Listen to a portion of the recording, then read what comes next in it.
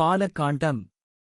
வடக்கே இமயமலையில் மானச சரசிலிருந்து உற்பத்தியாகி இடைவிடாத நீரொழுக்கோடு கூடிய சூரிய குலத்து அரசர்களின் நல் ஒழுக்கத்தைப் போல ஓடி வருகின்ற நதிதான் சரையு எனும் நதி.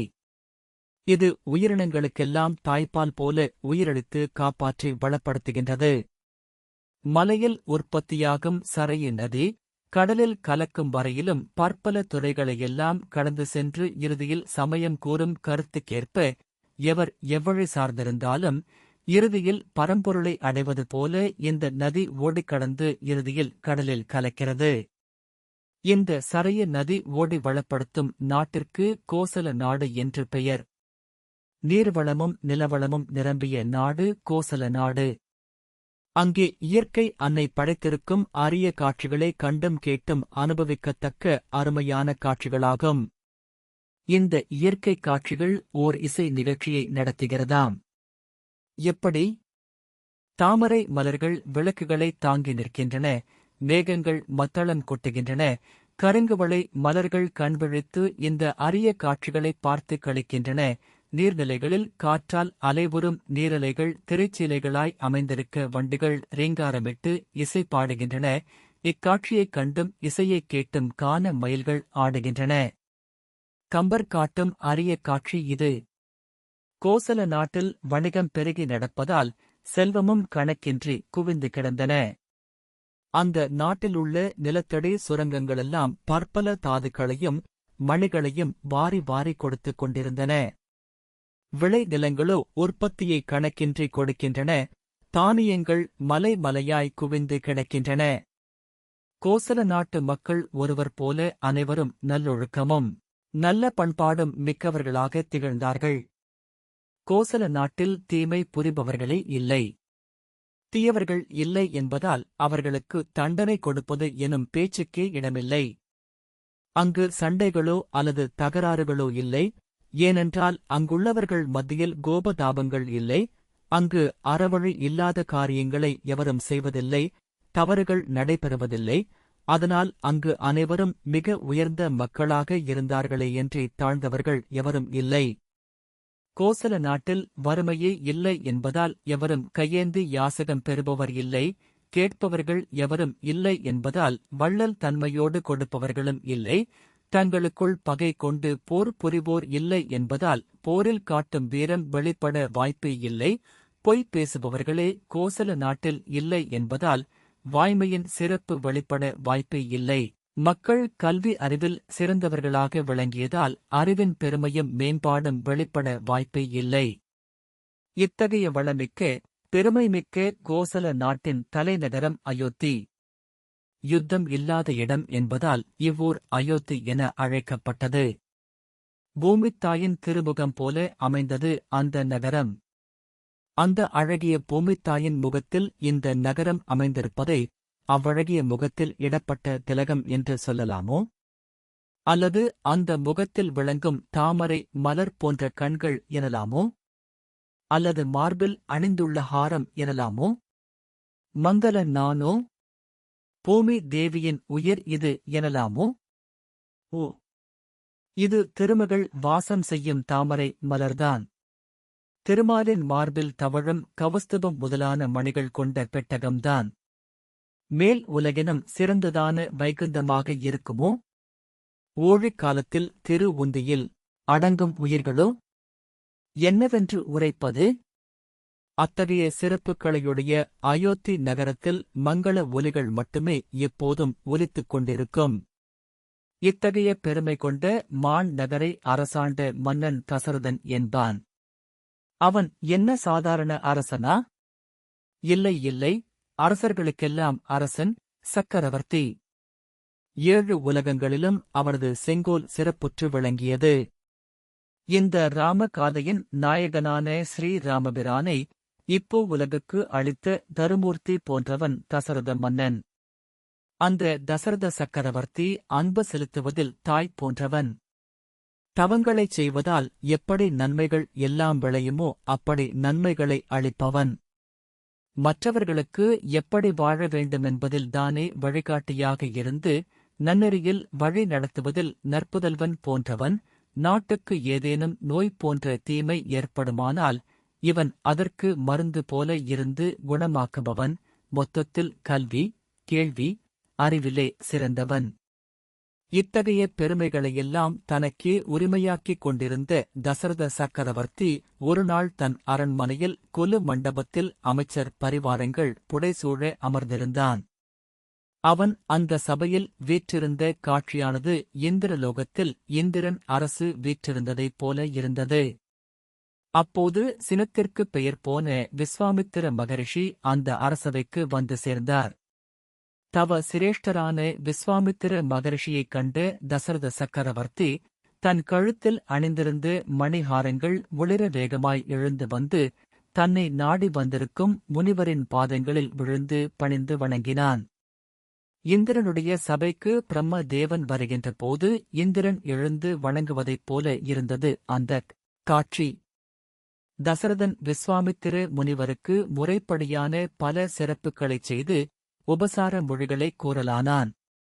நான் வந்து தங்களது அடிபணிந்து எனது அரண்மனைக்கு அழைப்பது போக தாங்களாகவே என்னை தேடி வரும்படி நேர்ந்ததற்கு நான் என்ன புண்ணியம் செய்தேனோ?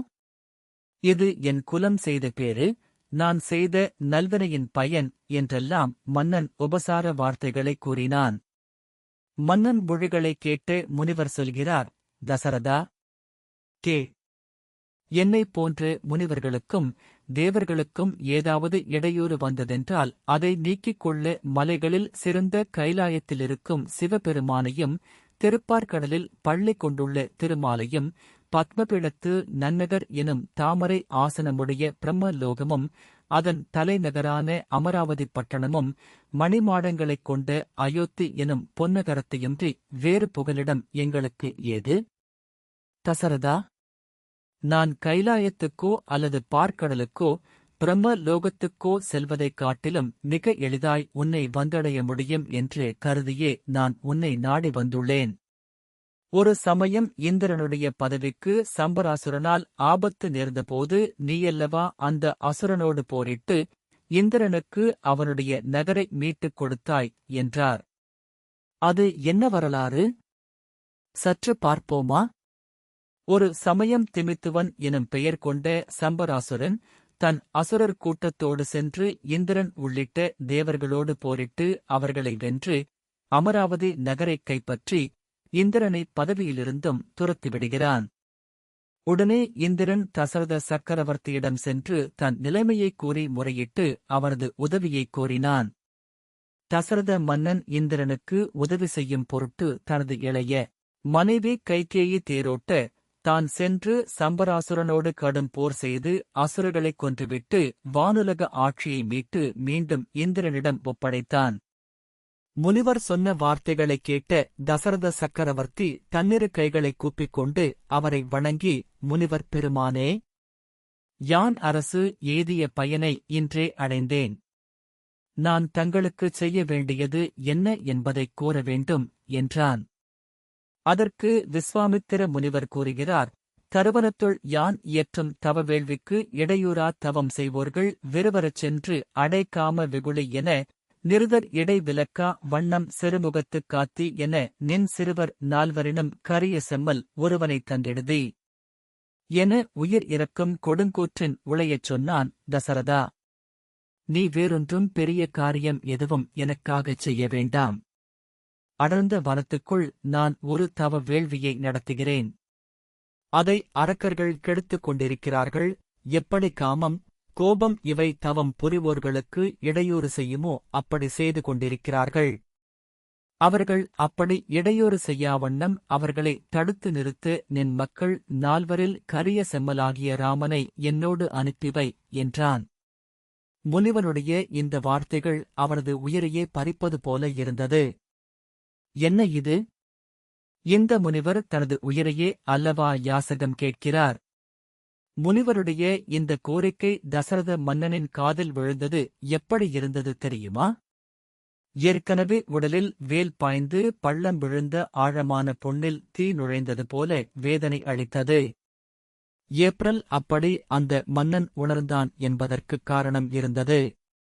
தசரத மன்னனுக்கு ஒரு சாபம் உண்டு. அவனது மகன் அவனை விட்டு பிரிவதனால் உண்டாகும் துயரத்தால் அவன் இறந்து போவான் என்று ஒரு சாபத்தை அவன் பெற்றிருந்தான். அது பலிக்கும் காலம் வந்துற்றதோ? இப்போது இந்த முனிவன் ராமனை தன்னுடன் அனுப்பி வைக்கும்படி கேட்கிறானே. அப்படி ராமன் தன்னை விட்டு பிரிவதனால் தனது உயிர் நீங்கப் போகிறதோ? என்றெல்லாம் தசரதன் எண்ணமிட்டான்.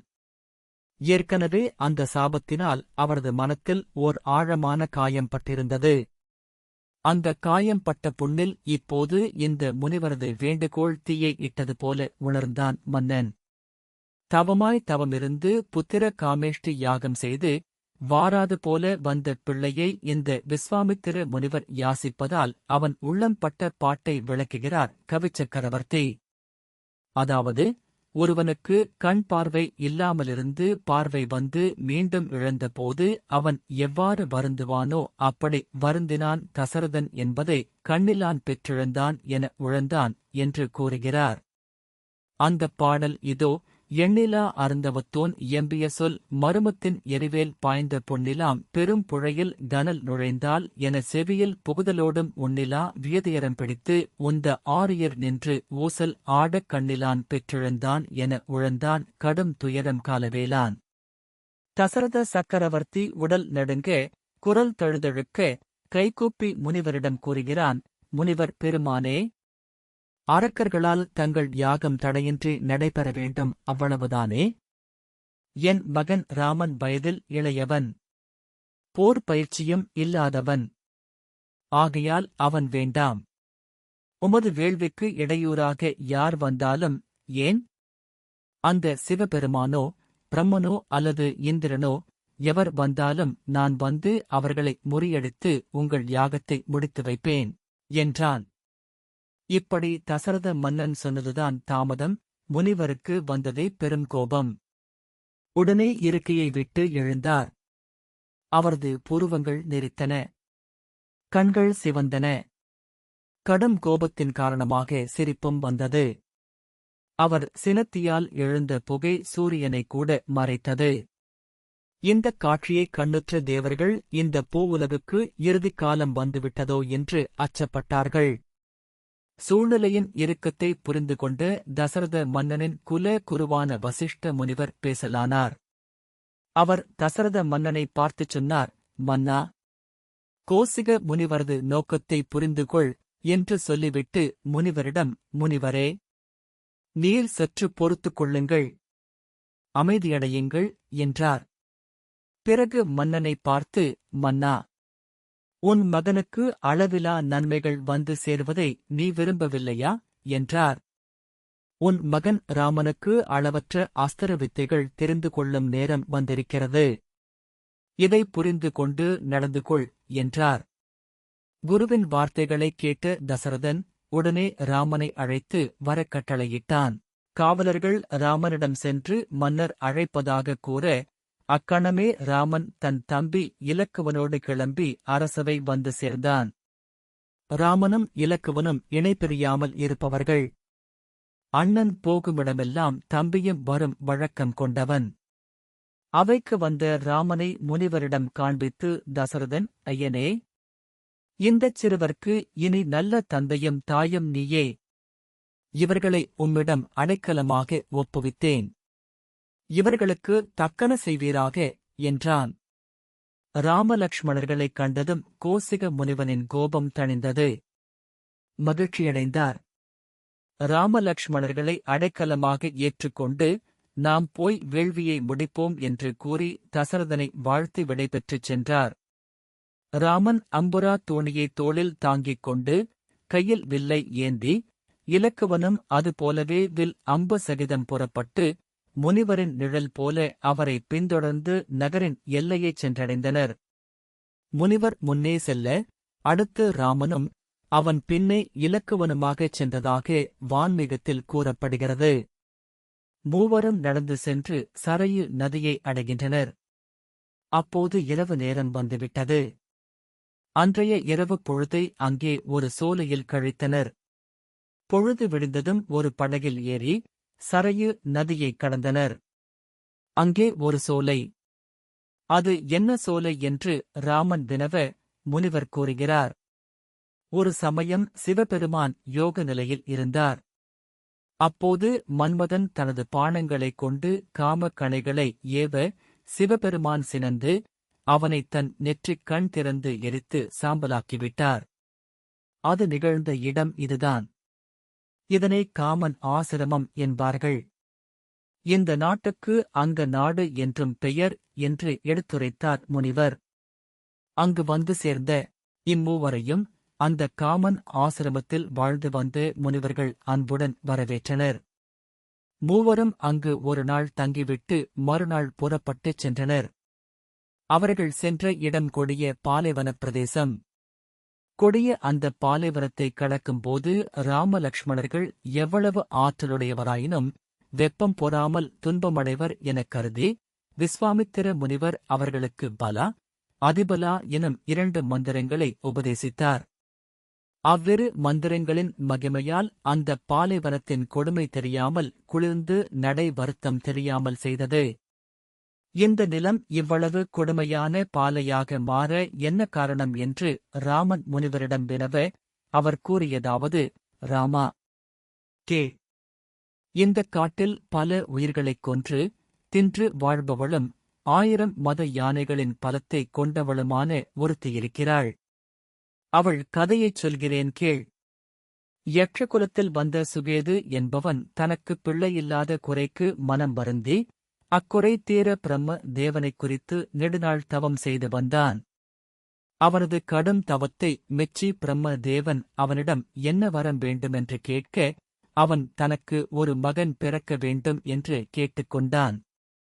அதற்கு பிரம்மன், உனக்கு இந்தப் பிறவியில் மகன் பிறக்கும் பாக்கியமில்லை, ஆனால் உனக்கு ஒரு மகள் பிறப்பாள் என்று வரமருளினார். அந்தப் பெண் லக்ஷ்மி போன்ற அழகும் 1000 யானைகளின் பலமும் கொண்ட ஒரு பெண்ணாக இருப்பாள் என்றும் பிரம்மன் கூறியருளினார். அதன்படி சுகேதுவுக்கு தாடகை என்ற பெண் பிறந்து வளர்ந்து மணப்பருவம் அடைந்தபோது அவளது அழகிற்கும் வலிமைக்கும் ஏற்ற கணவன் யார் என்று ஆராய்ந்து இயக்கர் தலைவனான சுந்தன் என்பவனுக்கு அவளை மணம் செய்து கொடுத்தான். மணமுடித்து அவ்விருவரும் ரதி மன்மதன் போல அன்புடையவராய் இன்பமாய் வாழ்ந்து வந்தனர். இவர்களுக்கு மாரிசன், சுபாகு என்று 2 மகன்கள் பிறந்தனர். அவ்விருவரும் மாயை, வஞ்சனை இவற்றோடு நல்ல உடல் வலிமையும் பெற்றிருந்தனர். சுந்தன் மதம் கொண்டு தன்னை மறந்து என்னது செய்கிறோம் என்று அறியாது அகத்திய முனிவரின் ஆசிரமம் சென்று அங்குள்ள மரங்களை வேருடன் பிடுங்கி எறிந்து ஆர்ப்பாட்டம் செய்தான்.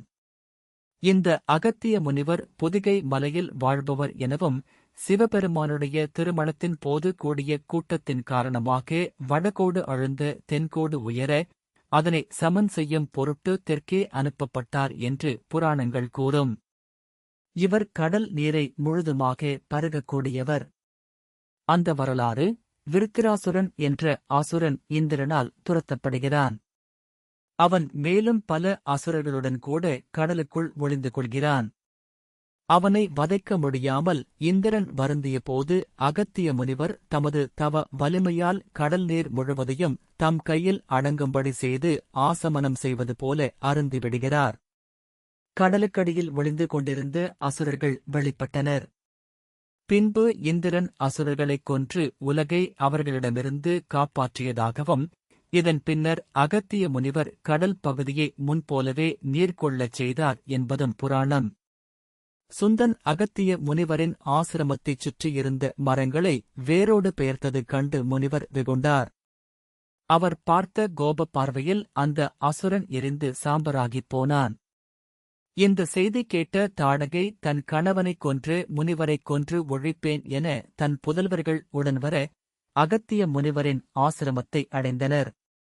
அவர்கள் மூவரும் அங்கு சென்று செய்த அடாவடித்தனங்களைக் கண்டு சினந்த முனிவர், நீங்கள் மூவரும் அடாதன செய்ததால் அரக்கர்களாகி தாழ்வடைவீர்கள் என்று சாபமிட்டார்.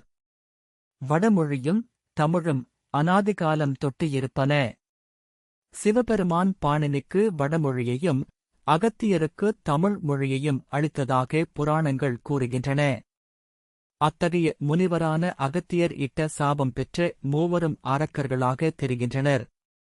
மாரிசனும் சுபாகுவும் பாதாளத்தில் இருந்த சுமாலி என்பவனிடம் போய் தங்களை அவரது அபிமான புத்திரர்களாக ஏற்றுக்கொள்ளுமாறு வேண்ட, அவனும் அவ்வாறே இவர்களை ஏற்றுக்கொள்கிறான். இந்த சுமாலி என்பவன் இராவணனுடைய தாயாகிய கேகசிக்குத் தந்தை, அதாவது தாய் வழிப்பாட்டன். இவன் தன் சகோதரர்களான மாலியவான் போன்றோருடன் இலங்கையில் குடிபுகுந்து தேவர்களுக்கு பல இன்னல்கள் புரிந்து வந்தனர். திருமால் வந்து போர் புரிந்து வென்று மாலி என்பவனைக் கொன்றுவிட மற்றவர்கள் பாதாளத்தில் பதுங்கிக் கொண்டனர். பிறகு குபேரன் இலங்கையை வென்று ஆட்சி புரியும் காலத்தில் இராவணன் பிறந்து வளர்ந்து பற்பல வரங்களைப் பெற்று குபேரனை விரட்டிவிட்டு இலங்கையை தனதாக ஆக்கிக் கொண்டான். அதனால் சுமாலி முதலியோர் மீண்டும் இலங்கையில் குடிபுகுந்தனர். சுமாலியோடு சேர்ந்து கொண்ட மாரிசன், சுபாகு போன்றோரும் இலங்கையில் குடியேறி அங்கு இராவணனின் மாமன்கள் என்ற முறையில் பற்பல கொடும் செயல்களை செய்து வந்தனர்.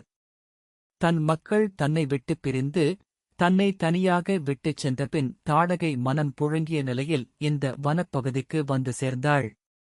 அந்த தாடகை என்பாள் பெண் உருக்கொண்டவள்தான் என்றாலும் பூமியையே பெயர்த்தெடுக்கவும், கடல் நீரை முழுதுமாக அள்ளிப் பருகவும், வானை முட்டி இடிக்கவும் வல்லமை படைத்தவள்.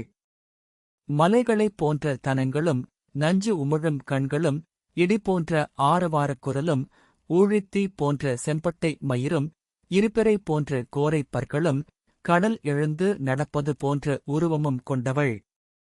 அவளை வருணிக்கும் கம்பர் பாடல் இதோ: சூடக வரவுரள் சூலக் கையினள் காடரை வாழ்க்கைகள் கண்ணிற் காண்பரேல் ஆடவர் பெண்மையை அவாவும் தோழினாய் தாடகை என்பது அச்சழக்கி நாமமே. விஸ்வாமித்திர முனிவர் ராமனிடம் தாடகையின் வரலாற்றைக் கூறி வருகிறார்.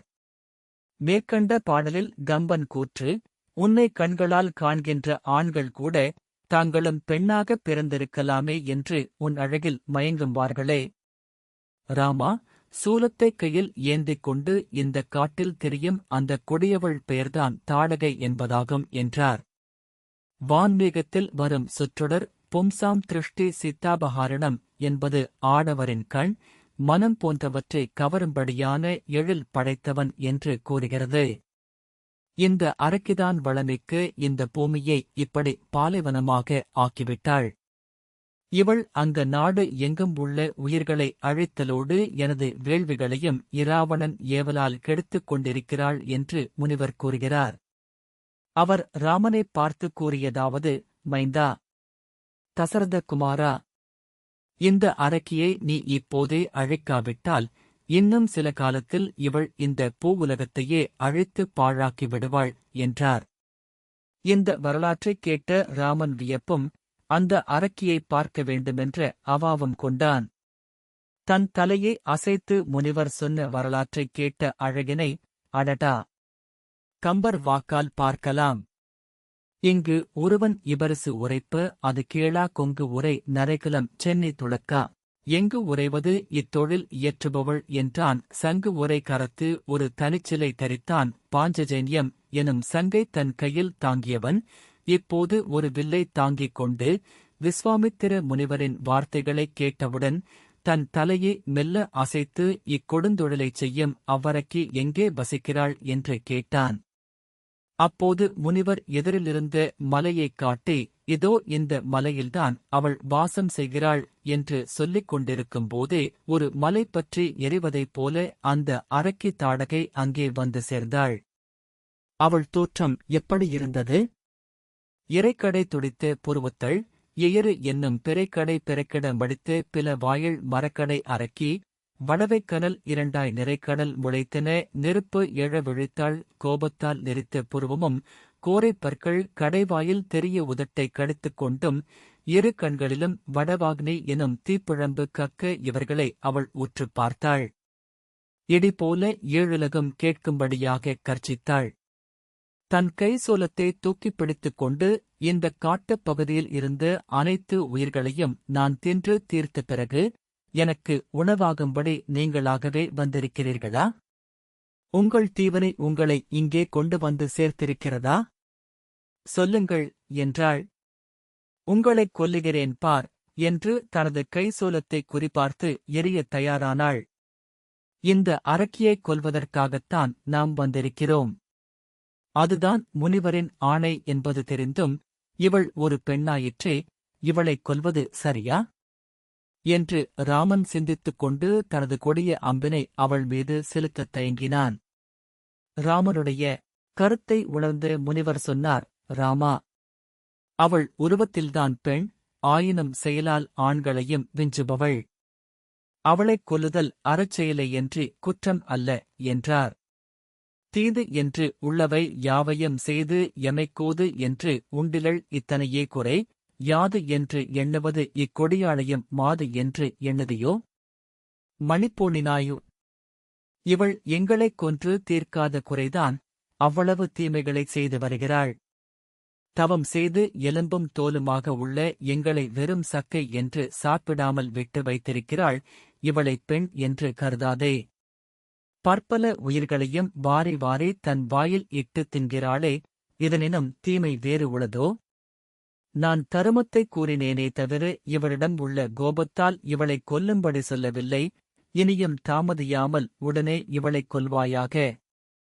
தீயவரை அழித்து நல்லோரைக் காப்பது அரச தர்மம். உன் தர்மத்தைச் செய் என்றார் முனிவர். குருவாகிய நீர் பணிப்பது எதுவாயினும் அதனை செய்து முடிப்பது என் கடமை என்று ராமன் கூறிக்கொண்டிருக்கும் போதே தாடகை தன் கையிலிருந்த வேலை ராமன் மீது வீசினாள். அந்த சூலம் தன்னை நெருங்காமுன்னர் வில்லை வளைத்து அம்பைச் செலுத்தி அந்த சூலத்தை பொடிப்பொடியாக்கினான் ராமன். உடனே சரமாரியாக கற்களை வீசி ராமனைத் தாக்கினாள் அரக்கி. அவ்வளவையும் தன் அம்பினால் தகர்த்து தூள் தூளாக்கினான் ராமன். இனியும் இவளை விட்டு வைக்கக் கூடாது என்று ராமன் ஓர் அம்பை எடுத்து அந்த கருநிற அரக்கி மீது விட்டான். அந்த அம்பு கல் போன்று அவளது நெஞ்சில் புகுந்து தங்காமல் கழன்று, அற்பர்களுக்கு நல்லோர் சொன்ன அறிவுரை எப்படி ஒரு காதில் புகுந்து மறுகாது வழியாகப் போகுமோ அப்படிப் போனது.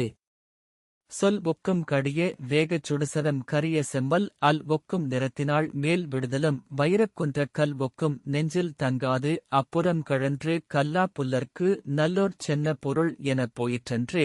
பிரளய காலத்தில் வீசுகின்ற சண்டமார்ந்த காற்றில் மோதி சிதைந்து போகின்ற கரிய மேகம் போல அந்த அரக்கி ராமன் செலுத்திய அம்பால் அடிபட்டு கீழே விழுந்தாள்.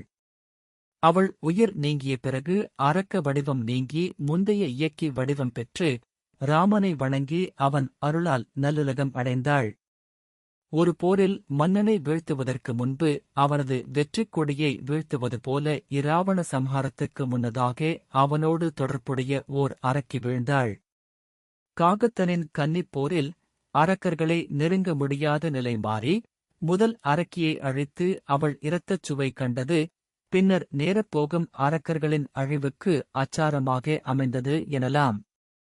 தேவர்கள் பூமாரி பொழிந்து முனிவரிடம் இனி நடக்கப் போகும் அசுரர்களுக்கு எதிரான போரில் ராமன் வெற்றி பெறுவதற்கு தெய்வப் படைக்கலன்களை மந்திர உபதேசத்துடன் அளிப்பீர்களாக என்று வேண்டி நின்றனர். தாடகை வதம் நடந்தது சூரியாஸ்தமன வேளையிலாகும். பின்னர் இரா பொழுதை அங்கேயே கழித்துவிட்டு காலை பல அஸ்திர வித்தைகளை முனிவர் ராமனுக்கு அருளியதாக வான்மீகம் கூறும். பிறகு மூவரும் புறப்பட்டு 2 காத தூரம் நடந்து போகும்போது பெரிய ஓசையைக் கேட்டனர். அது என்ன ஓசை என்று ராமன் முனிவரிடம் கேட்டான். முனிவர் கூறுகிறார், சரைய நதியில் கோமதி எனும் ஆறு கலப்பதால் ஏற்படும் ஓசை அது என்று கூறி மேலே செல்ல வழியில் கோசிகை எனும் நதிக்கரையை அடைகின்றனர். விஸ்வாமித்திர முனிவர் தன்னுடன் பிறந்தவளான கிளசிகை என்பவளே இந்த நதியாக மாறினாள் என்று அந்த வரலாற்றையும் முனிவர் கூறினார். முன்பொரு காலத்தில் பிரம்ம தேவன் குசன் எனும் ஒரு அரசனை தோற்றுவித்தான். அந்த குசனுக்கு 4 புதல்வர்கள். அந்த 4வரும் 4 வேதங்களுக்கு இணையானவர்கள்.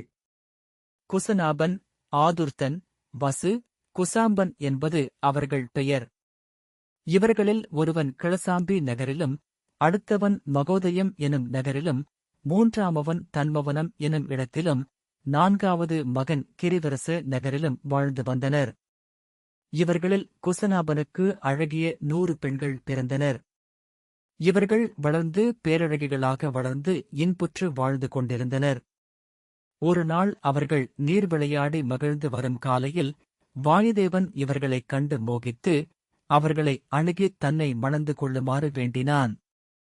அவர்கள் முறை தவறாத உறுதி பூண்டவர்கள் என்பதால் எங்கள் தந்தையிடம் சென்று பேசுங்கள், அவரது முடிவன்றி நாங்களாக எந்த முடிவும் எடுக்க இயலாது என்று கூறிவிட்டனர். கோபம் கொண்ட வாயு அவர்களுடைய அழகைப் போக்கி குரூபிகளாக விளங்குமாறு சபித்துவிட்டான். வாயு போன பிறகு அந்த பெண்கள் குரூபிகளாக உருமாறி தந்தையிடம் சென்று முறையிட்டார்கள்.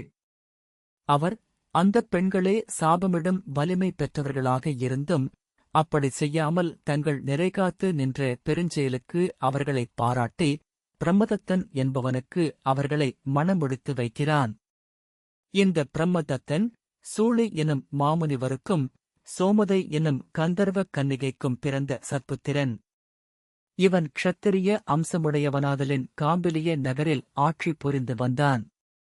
இந்த பிரமதத்தன் குரூபிகளான குசனாபனின் பெண்களை அவர்கள் கரங்களைப் பிடித்து பாணிகிரகணம் செய்து கொள்ளும் வேளையில் அவர்கள் தங்கள் அவலட்சண உருவம் மாறி கூன் நிமிர்ந்து முன்போல பேரழகிகளாக மாறினார்கள். இந்த பெண்களின் தந்தையான குசனாபன் அந்த பெண்களை கணவனுடன் அனுப்பிய பிறகு தனக்குப் பின் நாட்டை ஆள ஒரு மகன் இல்லையே என்று புத்திரகாம யாகம் செய்து காதி எனும் மகனைப் பெற்றான். காதி வளர்ந்து பெரியவன் ஆனதும் குசனாபன் அவனுக்கு பட்டம் சூட்டினான். பின்பு சுவர்க்கம் புகுந்தான். அந்த காதிக்கு என் அக்காவான கிளசிகியும் நானும் மக்களாகப் பிறந்தோம். என் அக்கா கிளசிகியை இருசிகன் எனும் முனிவருக்கு மணம் செய்விக்க அவன் நெடுநாள் தவம் செய்து பிரம்ம லோகமடைந்தான். பிரம்ம லோகத்துக்கு அந்த ரீசிகன் வான் வழியாகச் செல்வதைக் கண்ட கிளசிகிதானும் ஒரு நதியாக உருவெடுத்து அவனைப் பின்தொடர்ந்தாள். இதனைக் கண்ட ரீசிகன் இவளைப் பார்த்து, நீ இந்த நதி வடிவிலேயே நில உலகில் பாய்ந்து மக்களின் குறைகளைப் போக்கி இருப்பாயாக எனக் கூறினான். அவளும் அதுமுதல் இந்த 6 வடிவத்தில் இங்கே ஓடிக்கொண்டிருக்கிறாள் என்றார் கோசிக முனிவர். கிளசிகி நதியின் வரலாற்றைக் கேட்ட ராமலட்சுமணர்கள் அதிசயத்தில் ஆழ்ந்தார்கள். மூவரும் மேலும் சில தூரம் நடக்க அங்கே இருந்த ஒரு சோலையைக் கண்டு அது யாது என ராமன் வினவினார். அதற்கு முனிவர், இதுதான் சித்தாசிரமம் எனப்படும் இடமாகும். இந்த இடம் தூய்மையானது. தங்கள் கணவரை விட வேறு தெய்வம் இல்லை என எண்ணம் கற்புடைய பெண்டிரின் மனம் போல தூய்மையானது. வேத முதல்வனான திருமால் முன்பு தவம் செய்த இடம் இது என்றார் விஸ்வாமித்திர முனிவர். இந்த இடத்தில் கம்பர் கூறும் உவமை நமக்கு ஒரு திருக்குறளை நினைவுபடுத்துகிறதல்லவா? அது, தெய்வம் தொழா அள் கொழுநன் தொழுதெழுவாள் பெய்யென பெய்யும் மழை. வேறு தெய்வம் எதையும் தொழாதவளாய் தன் கணவனையே தெய்வமாகக் கொண்டு தொழுது துயிலெழுகின்றவள் பெய் என்றால் மழை பெய்யும் என்பது இந்தக் குறளின் கருத்து. இந்த வனத்தில் திருமால் இருந்து தவம் செய்த நாளில் மாவலி எனும் அசுர அரசன் இவ்வுலகை ஆண்டு வந்தான். இந்த மகாபலி விரோசனன் என்ற அரசனின் மகனாவான். மகாபலி உலகை தன் கொம்பால் தாங்கி கடலில் மூழ்கி உலகை வெளிக்கொணர்ந்தவன். வராகமூர்த்திக்கு இணையான பலம் கொண்டவன். முன்பொருமுறை இரணியாக்கன் என்பவன் தனது ஆற்றலால் பூமியைப் பாய்போல சுருட்டிக் கொண்டு கடலில் புகுந்து ஒளிந்து கொண்டான். தேவர்களும் முனிவர்களும் வேண்டிக் கொள்ள திருமால் வராக உருவம் எடுத்து கடலுக்குள் புகுந்து இரணியாக்கனைக் கொன்று பூமியை மீட்டு தன் கொம்பிலே தாங்கி முன்போல இருக்கச் செய்தான். அந்த வராக மூர்த்திக்கு இணையான பலன் கொண்டவன் இந்த மகாபலி. இந்த மகாபலி தனது வலிமையை நம்பி தான் செய்யும் யாகத்தில் எந்தப் பொருளை யார் கேட்டாலும் தானம் செய்ய மன உறுதி பூண்டிருந்தான். தேவர்களை வென்று திரிலோகாதிபதியாக ஆனான். காசிபர் எனும் முனிவர் தன் பத்தினியான அதிதியோடு திருமாலை குறித்து தவம் செய்து, தேவரீர் எனக்கு அதிதி வயிற்றில் தாங்கள் தோன்றி அவதாரம் செய்து அசுரர்களை அழித்து தேவர்களைக் காக்க வேண்டுமென்று வரம் கேட்டார். திருமால் அதிதி வயிற்றில் பிறந்து வாமனன் எனும் பெயர் பெற்றார். காசிப முனிவர் தவம் செய்து வரம் பெற்றது இந்த சித்தாசிரமத்தில்தான்.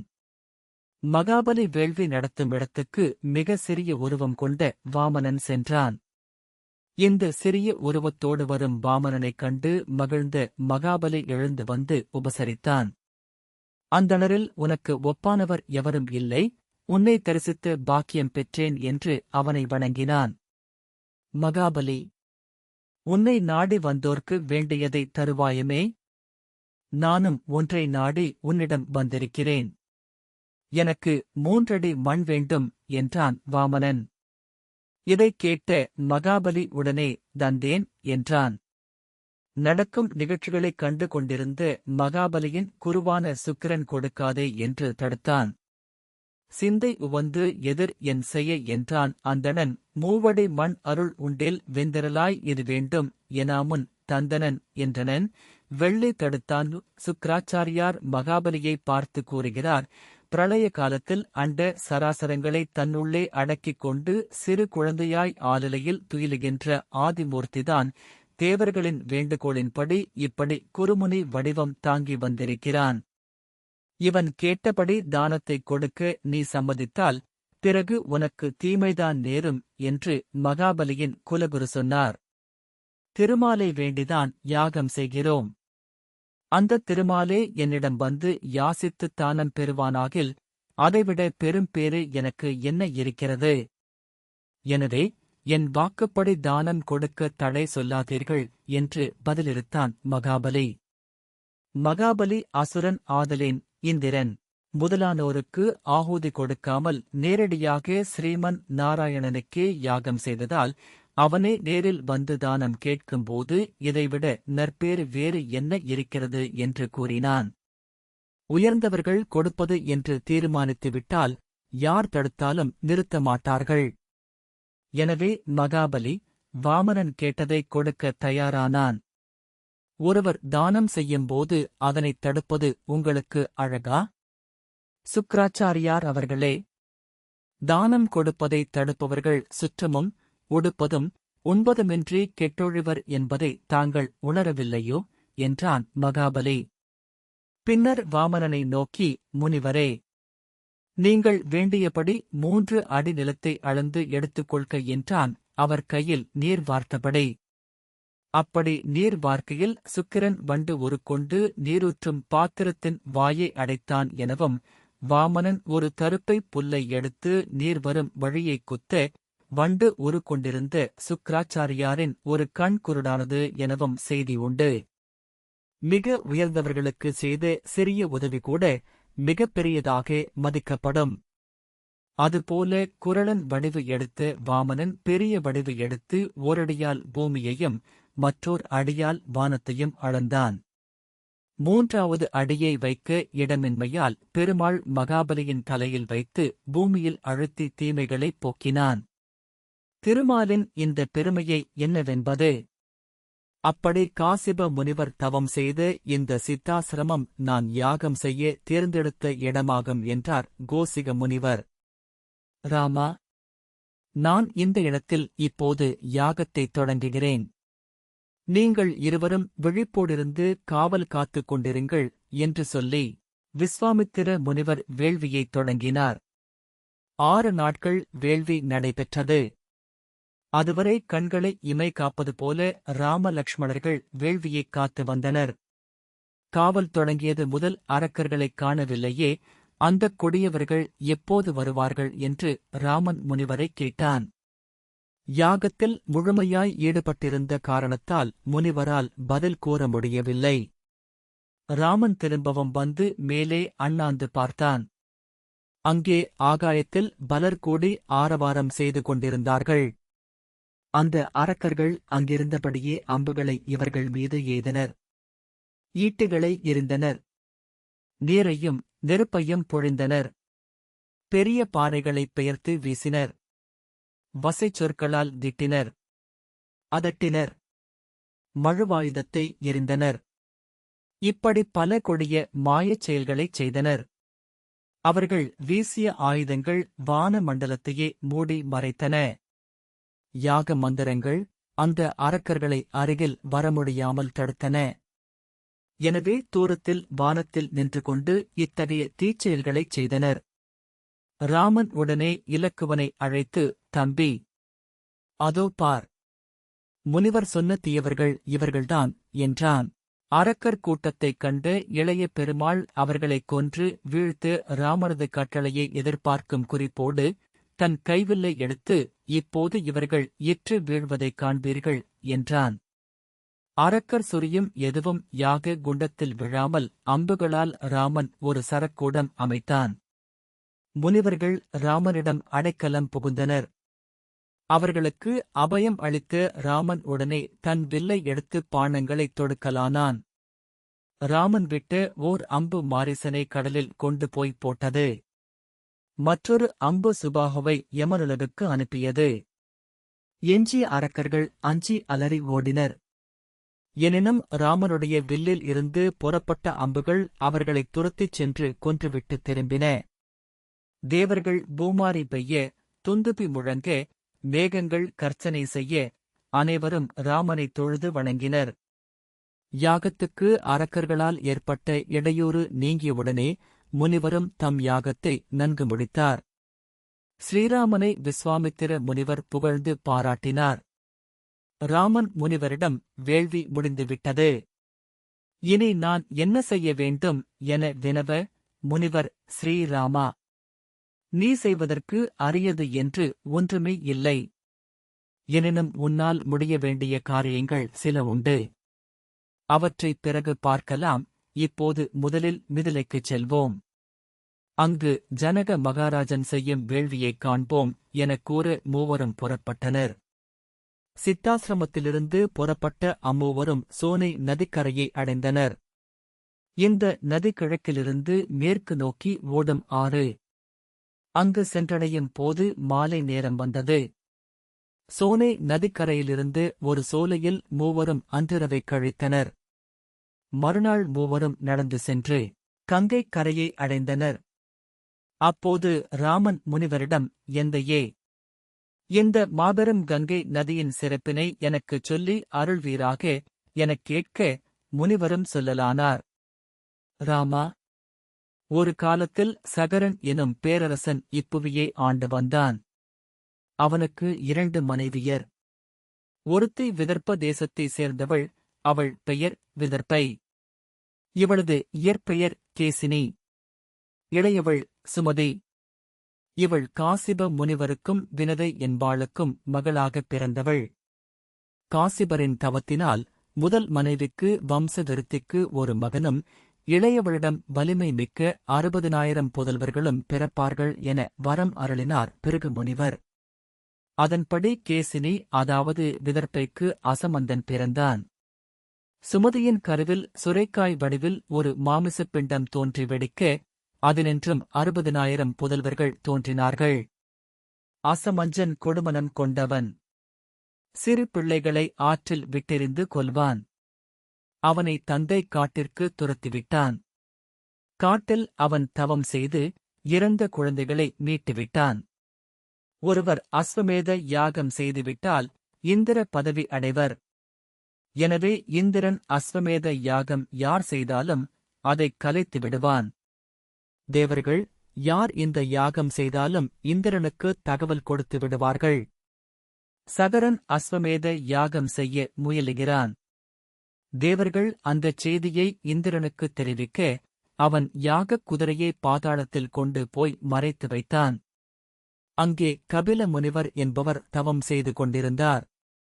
கபில முனிவர் தவம் செய்யும் பாதாளத்தில் கொண்டு போய் யாகக் குதிரையை இந்திரன் மறைத்து வைக்க காரணம் என்ன தெரியுமா? கபில முனிவர் யோகம் கலைந்து கண் விழித்துப் பார்க்கும்போது எதிரில் உள்ளோர் எரிந்து சாம்பராகிவிடுவர். சகரனும் அவனது பிள்ளைகளும் முனிவரின் கண்களில் பட்டு எரிந்து போகட்டும் என்று இந்திரன் இந்தச் சதி செய்தான். சமரனது பேரன் அஞ்சுமான் என்பவன். இந்த அஞ்சுமானை யாக குதிரைக்குக் காவலாக அனுப்புகிறான். குதிரையைக் காணாமல் சமரனின் பிள்ளைகள் பாதாளத்திற்குச் சென்று தேடுகிறார்கள். அங்கே கபில முனிவரின் அருகில் குதிரை இருக்கக் கண்டு அவர்தான் திருடினார் என்று எண்ணி அவரை வசைபாடுகின்றனர். கபில முனிவர் கண் விழித்துப் பார்த்தார். அந்த 60,000 பிள்ளைகளும் இருந்து சாம்பராகினர். சகரனுக்கு செய்தி போகிறது. மன்னன் சோகத்தால் வருந்தி தன் மகனுடைய மகனான அஞ்சுமானை அழைத்து அவர்கள் இறந்ததால் வேள்வி நின்றுவிட வேண்டுமா என வினவ, அவன் புறப்பட்டு கபில முனிவர் இருக்குமிடம் செல்கிறான். கபில முனிவரின் ஆசிரமம் இருக்குமிடம் சென்று அஞ்சுமான் சகரபுத்திரர்கள் எரிந்து போன சாம்பர் மேட்டை பார்க்கிறான். முனிவரிடம் சென்று வணங்கியதும் அவர் நடந்த விவரங்களைச் சொல்லி குதிரையை அழைத்துப் போகச் சொல்லுகிறார். குதிரை வந்ததும் சகரன் யாகத்தை செய்து முடித்தான். அஞ்சுமானிடம் ஆட்சியைக் கொடுத்துவிட்டு தவம் செய்வதற்காக வனம் சென்றான். அஞ்சுமானுடைய மகன் திலீபன், அவனது மகன் பகீரதன். இந்த பகீரதன் தன் முன்னோர்கள் சாம்பராகிவிட்டார்கள் என்பதால் அவர்கள் நற்கதி அடைய வேண்டி அரும் தவமியற்றினான். பாதாளத்துக்குப் போவதற்காக சகரன் தோண்டிய பள்ளத்தில் நீர் சேர்ந்து தேங்கியதால் அது சாகரம் என ஆயிற்று.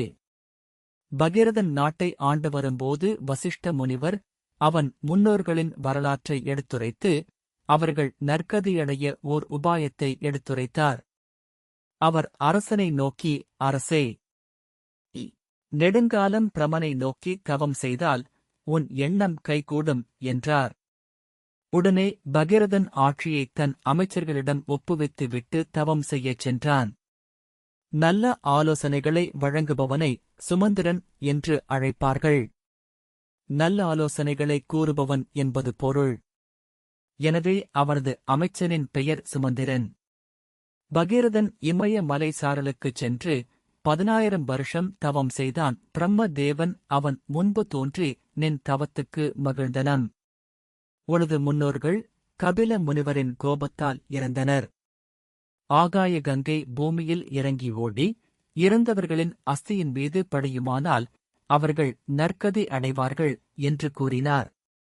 அந்த ஆகாய கங்கை பூமியில் பாய்ந்தால் அதன் வேகத்துக்கு பூமி தாங்காது. அதனைத் தாங்கும் ஆற்றல் சிவபெருமானுக்கு உண்டு. எனவே நீ அந்த சிவபெருமானைக் குறித்து தவம் செய் என்றும் பிரம்மன் கூறினார். அதன் பிறகு பகீரதன் சிவபெருமானைக் குறித்து 10,000 ஆண்டுகள் தவம் செய்ய சிவன் அவன் முன் தோன்றி உன் கருத்தை நிறைவேற்றுவோம் என அருள் செய்தார். அதாவது கங்கை பூமியில் பாயும்போது அதனைத்தான் தாங்கிக் கொள்வதாக உறுதியளித்தார். பிறகு பகீரதன் கங்கையை பூமிக்கு வரவழைப்பதற்காக 5,000 ஆண்டுகள் தவம் செய்தான்.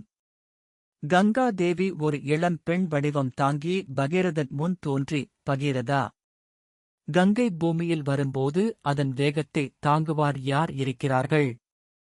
சிவபெருமான் விளையாட்டாகச் சொல்லிவிட்டார் போலும். அது உண்மை இல்லை.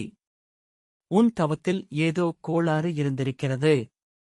மறுபடியும் தவம் செய் என்று செருக்கோடு கூறிச் சென்றாள். பகீரதன் மனச்சோர்வு அடைந்தான். மீண்டும் சிவபெருமானைக் குறித்து தவம் செய்தான். சிவன் அவன் முன் தோன்றி, பகீரதா, கவலைப்படாதே, கங்கையை சிதறாமல் நாம் அடக்குவோம் என்று சொல்லி மறைந்துவிட மீண்டும் 2,500 ஆண்டுகள் தவத்தில் ஈடுபட்டான். சருகு, புழுதி, நீர், வாயு இவற்றை மட்டும் உட்கொண்டு மொத்தம் 30,000 ஆண்டுகள் தவம் செய்து கங்கை நதியை பூமிக்குக் கொண்டு வந்தான். பெருத்த ஆரவாரத்துடன் கங்கை பொங்கி பாய்ந்து வந்தாள். அப்போது உலகம் அதிர பாய்ந்து வந்த நதியை சிவபெருமான் தனது சடாமுடியில் தாங்கி மறைத்து முடிந்துவிட்டான். கங்கையின் செருக்கும் சிவபெருமான் முடிக்குள் அடங்கிவிட்டது. இது என்ன இப்படி நேர்ந்தது? நமது மூதாதையர் நற்கதி பெற வேண்டி அவர்தம் சாம்பரை கரைக்க நினைத்தால் இவர் கங்கையை தன் சடாமுடியில் அடக்கிக் கொண்டாரே என்று திடுக்கிட்டு நின்றான். சிவபெருமான் அவனை பார்த்து, அஞ்சாதே, கங்கை நம் சடைக்குள்ளேதான் இருக்கிறாள் என்று கூறி ஒரு சிறிது மட்டும் கசியவிட்டார். கங்கை ஓடத் தொடங்கவும் அதற்கு முன்பாக பகீரதன் வழி காட்டிக் கொண்டு தன் முன்னோர்களின் சாம்பர் இருக்கும் இடத்தைக் காட்டிட ஓடினான். வழியில் சன்னு எனும் முனிவன் ஓடிவரும் கங்கையை தன் கையில் ஏந்தி ஆசமனம் செய்துவிட்டான். பகீரதன் சன்னு முனிவரிடம் போய் தனது வரலாற்றையும் கங்கை பூமிக்கு வந்த கதையையும் கூறினான். அதைத் தாங்கள் ஆசமனம் செய்து விட்டீர்களே, என் முன்னோர்கள் கதி என்ன ஆவது என்றான். அது கேட்ட முனிவன் கங்கையை தன் காது வழியாக ஓடவிட, அது அவன் முன்னோர்கள் சாம்பரில் பட்டுக்கொண்டு ஓடியது. அவர்கள் நற்கதி அடைந்தார்கள். பகீரதனும் அயோத்தி திரும்பினான் என்று விஸ்வாமித்திர முனிவர் ராமனுக்கு கங்கையின் வரலாற்றைக் கூறினார். பகீரதன் முயற்சியால் வந்ததால் பாகீரதி என்றும், கண்ணு முனிவனின் காது வழியாக வெளியே வந்ததால் சானவி என்றும் கங்கையாறு பெயர் பெற்றது. பிறகு மூவரும் கங்கையைக் கடந்து அங்கு விசாலை எனும் நகரை அடைந்தனர். பிறகு விதேக நாட்டின் எல்லையை அடைந்தனர். விதேக நாடு வளமிக்க நாடு. அந்த நாட்டின் தலைநகரம் மிதிலை. விஸ்வாமித்திர முனிவரும் ராம இலக்குவரும் அந்த மிதிலை நகரை நோக்கி நடந்து சென்று கொண்டிருந்த பாதையில் ஒரு கருங்கல் உருவைக் கண்டனர். அதனருகே ராமன் நடந்து சென்றபோது ராமனின் திருவடித்துகள் அதன் மீது பட்டதும் ஓர் பெண் உருக்கொண்டு எழுந்தது. எழுந்த அந்த பெண் ராமன் பாதங்களில் வணங்கி எழுந்தாள். தன் கால் துகள் பட்டு ஒரு பெண் எழுந்ததும் ராமன் ஆச்சரியப்பட்டு முனிவரைப் பார்த்தான். அவர் கூறினார், பகீரதன் வழித்தோன்றலாகிய ராமா, இவள் கிழதம முனிவரின் மனைவியான அகலிகையாவாள் என்றார். தாய் போன்ற இவருக்கு இவ்வாறு நேர்ந்தது எப்படி என ராமன் வினவினான். அதற்கு முனிவர், ராமா, கிழதம முனிவர் சிறந்த தவசிரேஷ்டர். அவரது மனைவி இவள். இவளது பெயர் அகலிகை என்பதாகும். இந்திரனுக்கு அகலிகை மீது மோகம் ஏற்பட்டது. அதனால் எப்படியும் அந்த அகலிகையை அடைய கருதி ஒரு நாள் இரவில் முனிவர் ஆசிரமத்தை விட்டு வெளியேறிய சமயம் அவர் உருவத்தை எடுத்துக்கொண்டு அகலிகையை நெருங்கினான். முனிவரை வெளியேற்ற அவன் சேவல் போல கூவினான் என்றும், அது கேட்ட முனிவர் பொழுது விடிந்துவிட்டது போலிருக்கிறது என்று ஆற்றங்கரைக்கு ஸ்நானத்துக்குச் சென்று விட்டதாகவும், அந்த நேரம் பார்த்து இந்திரன் முனிவரின் வேஷத்தில் ஆசிரமத்துள் நுழைந்தான். ஆற்றுக்குச் சென்ற முனிவன் அது அகாலமென்று உணர்ந்து ஆசிரமத்துக்கே திரும்பி வர தன்னை இந்திரன் ஏமாற்றிவிட்டதை உணர்ந்தார்.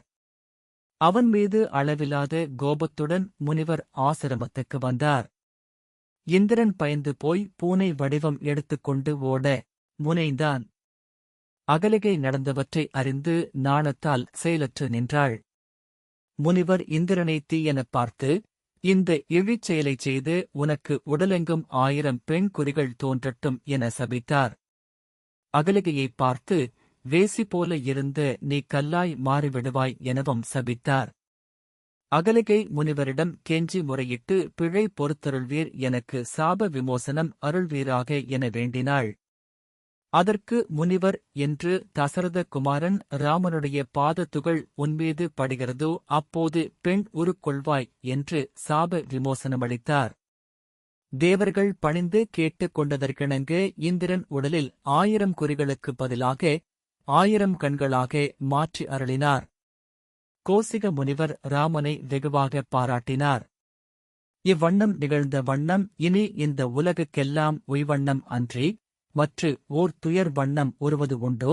மைவண்ணத்து அரக்கிப் போரில் மழை வண்ணத்து அண்ணலே, உன் கைவண்ணம் அங்கு கண்டேன், கால் வண்ணம் இங்கு கண்டேன். ராமபிரான் தாடகையை வதம் செய்தபோது அவரது கைவண்ணமும் கால் துகள் பட்டு அகலிகை சாப விமோசனம் பெற்று எழுந்தபோது அந்த அண்ணலின் கால் வண்ணமும் கண்டதாக கம்பன் கவி கூற்று. பிறகு இவர்கள் கிழதம முனிவரின் அகலிகையை அழைத்துச் சென்று அவரிடம் ஒப்படைக்கிறான். அப்போது ராமபிரான் கிழதம முனிவரிடம், மனத்தாலும் தவறு செய்யாத இந்த மாதரசியை தாங்கள் ஏற்றுக்கொள்ள வேண்டும் என்று வேண்டிக்கொள்ள கிழதமரும் அவளை ஏற்றுக்கொண்டார். பின்னர் மூவரும் மிதிலை நகரைச் சென்றடைந்தனர். அவர்கள் மிதிலை நகரின் கோட்டையை நெருங்கி வந்தபோது அந்த கோட்டையின் மீது பறந்து கொண்டிருந்த அரசு கொடி இவர்களை வா வா என்று அழைப்பது போல இருந்ததாம். அன்று தாமரை மலரை விட்டு நீங்கிய மகாலட்சுமி இந்த நகரத்தில்தான் இருக்கிறாள், சீக்கிரம் வா என்று அந்தக் கொடிகள் கை அசைத்து அழைப்பதைப் போல இருந்தது. மிதிலை நகருக்குள் புகுந்து அந்த நகர வீதிகளில் மூவரும் நடந்து சென்று கொண்டிருந்தார்கள். வழியில் பல்வேறு இனிய காட்சிகளைக் கண்டுகொண்டே இவர்கள் நடக்கிறார்கள். அப்போது அந்த வீதியில் அமைந்திருந்த கன்னி மாடம் அவர்கள் கண்களில் படுகிறது.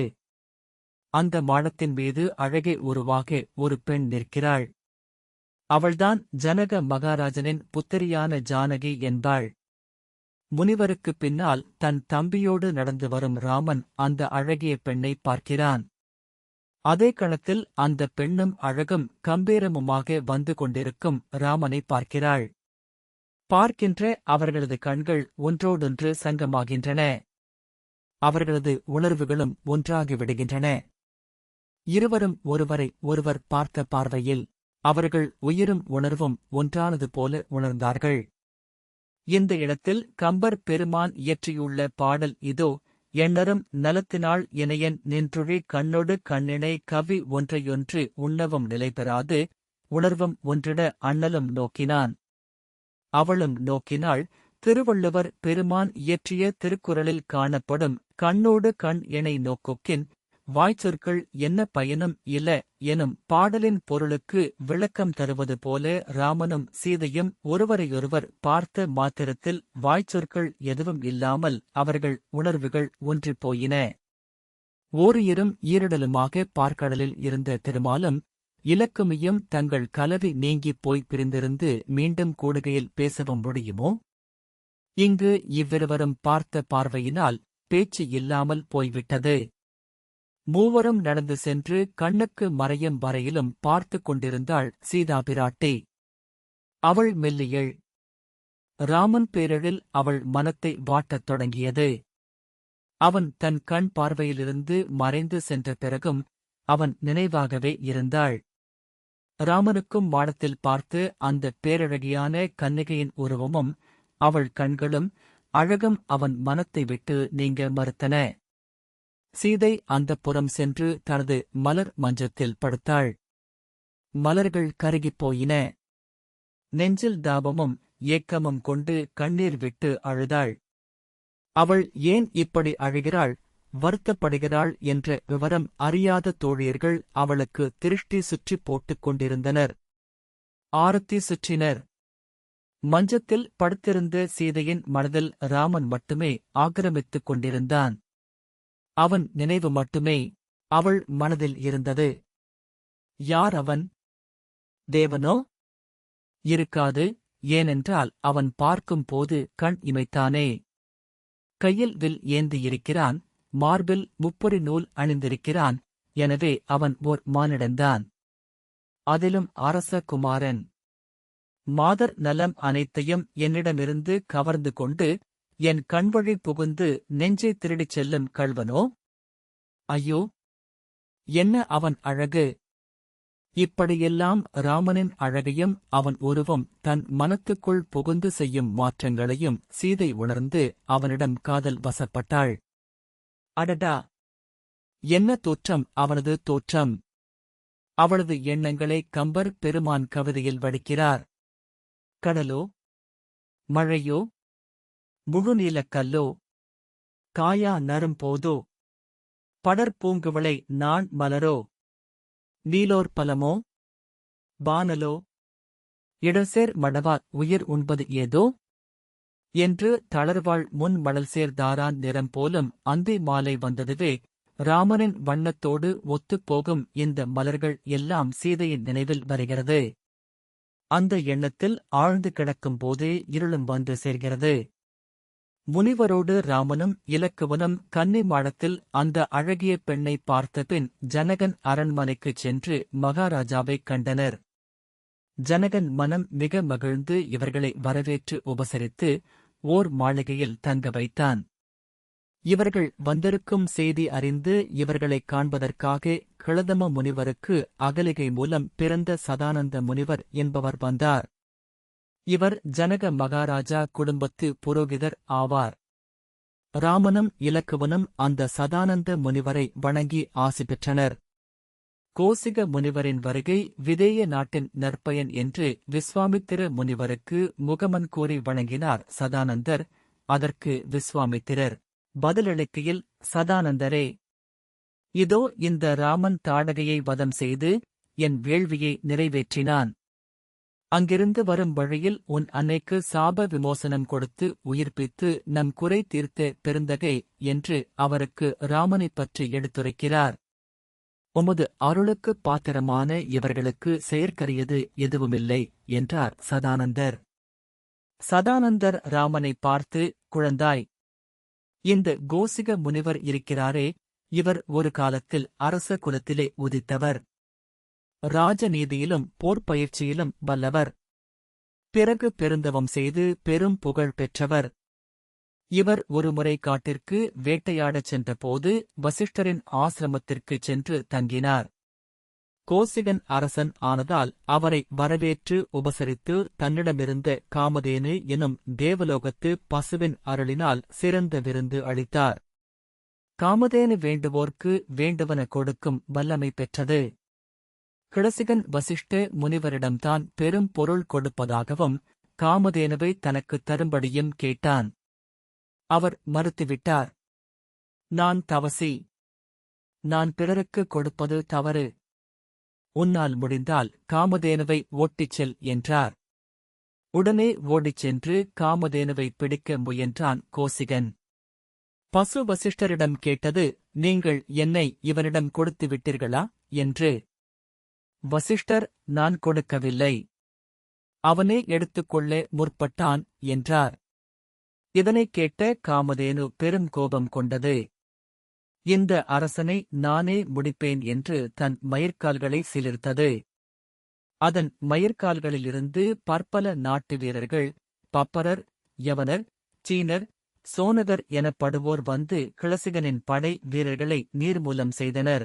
அப்போது கிளசிகனின் 100 பிள்ளைகள், இது பசுவின் செயல் அல்ல, இந்த மாய முனிவன் வசிஷ்டனின் செயல் என்று கருதி அவரைக் கொல்ல பாய்ந்தனர்.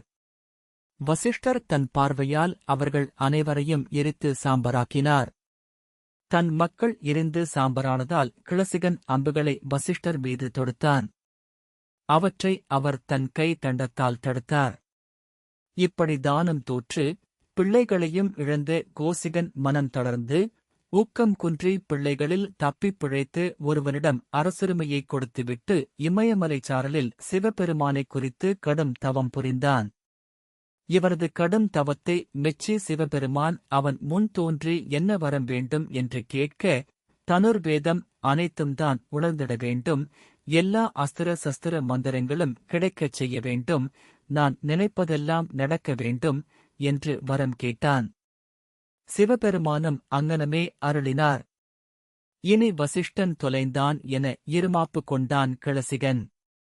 வசிஷ்டர் ஆசிரமம் சென்று அதை அழைத்தான். வசிஷ்டர் வெகுண்டு தன் பிரம்ம தண்டத்துடன் வந்து நின்றார்.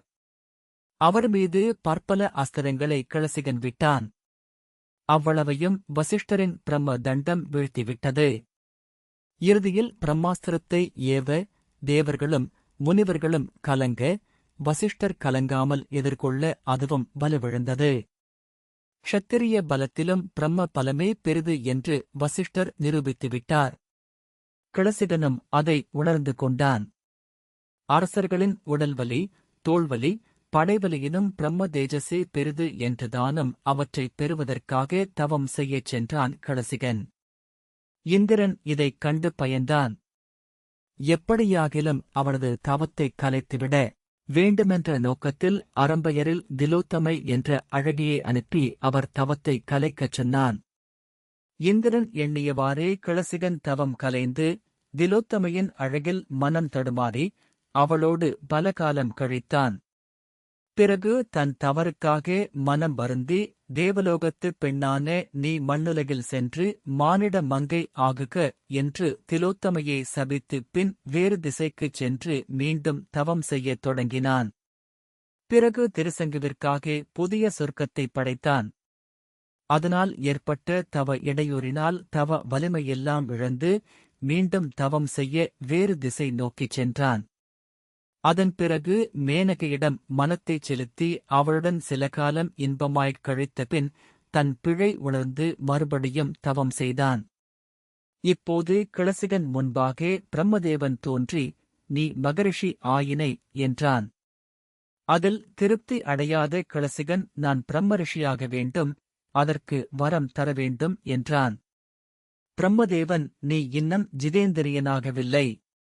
மீண்டும் தவம் செய் என்று சொல்ல மீண்டும் தவம் செய்தான். அப்போதும் இந்திரன் அரம்பையை அனுப்பினான். கிளசிகன் கோபம் கொண்டு அவனை 10000 வருஷம் கல்லாய் கிடப்பாய் என சபித்தான். மறுபடி தவவலிமை குறைய இனி கோபமே படுவதில்லை என உறுதி பூண்டு பிரம்ம ரிஷி ஆனான். இப்படி சக்கரவர்த்தி குமாரர்களுக்கு கிளசிகனது வரலாற்றை சதானந்த முனிவர் கூறி முடித்தார். ராமனை சீதையின் நினைவு மிகவும் வருத்தியது. இரவு தூக்கமின்றி சீதை நினைவில் கழித்து மறுநாள் காலை வைகரையில் சிறிது கண்ணயர்ந்தான்.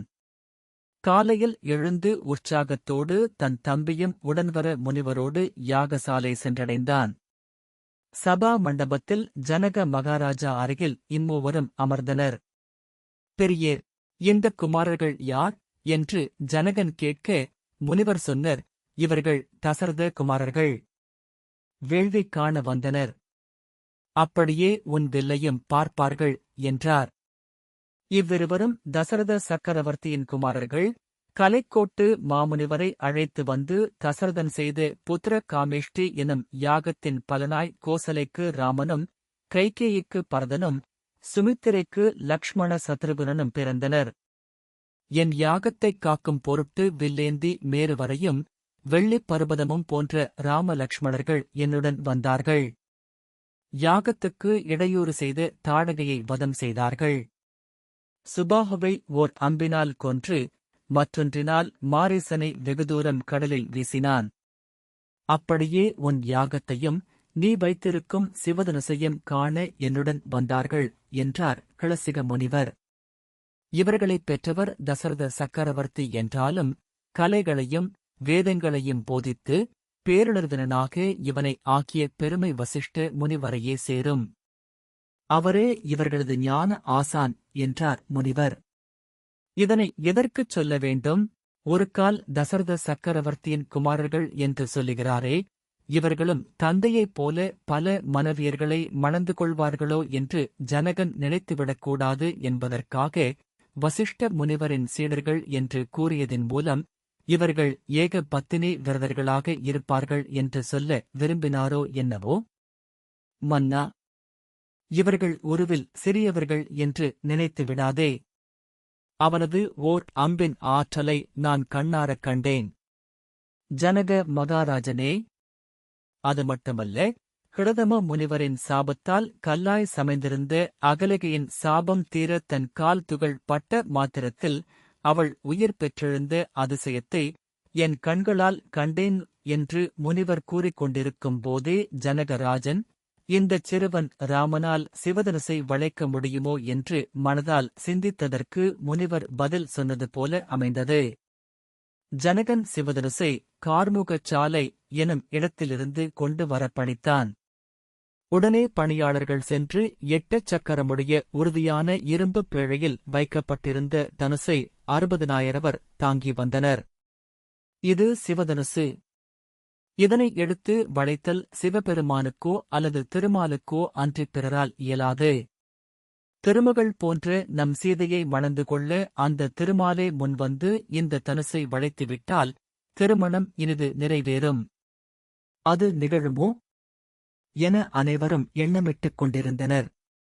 இப்படி ஒரு நிபந்தனை விதிக்க இந்த மன்னனுக்கு ஏன் இப்படி புத்தி கெட்டதோ? இவனுக்குத் தன் பெண் மீது ஆசை இல்லையோ என கூட்டத்தினர் வருந்தினர். திரையம்பகம் என்ற பெயர் கொண்டு அந்த தனுசை கொண்டு வந்து வைத்தவுடன் இந்த தனுசை எதுகாரும் ஒருவரும் வளைக்க முடியாத நிலையில் இப்போது ஏன் கொண்டு வர வேண்டும்? யார் வந்து இப்போது இவ்வில்லை வளைத்துவிடப் போகிறார்கள் என்றும் அவர்கள் எண்ணமிட்டுக் கொண்டிருந்தார்கள். அப்போது சதானந்த முனிவர் இந்த சிவதனுசின் வரலாற்றை ராம லக்ஷ்மணர்களிடம் கூறத் தொடங்கினார்.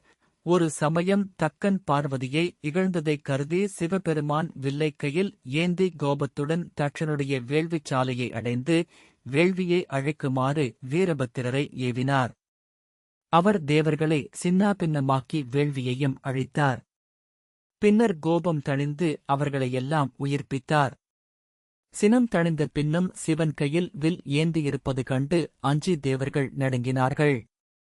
சிவபெருமான் தன் கை வில்லை ஜனகன் குலத்து முன்னோன் ஒருவனிடம் கொடுத்துவிட்டதாக வரலாறு.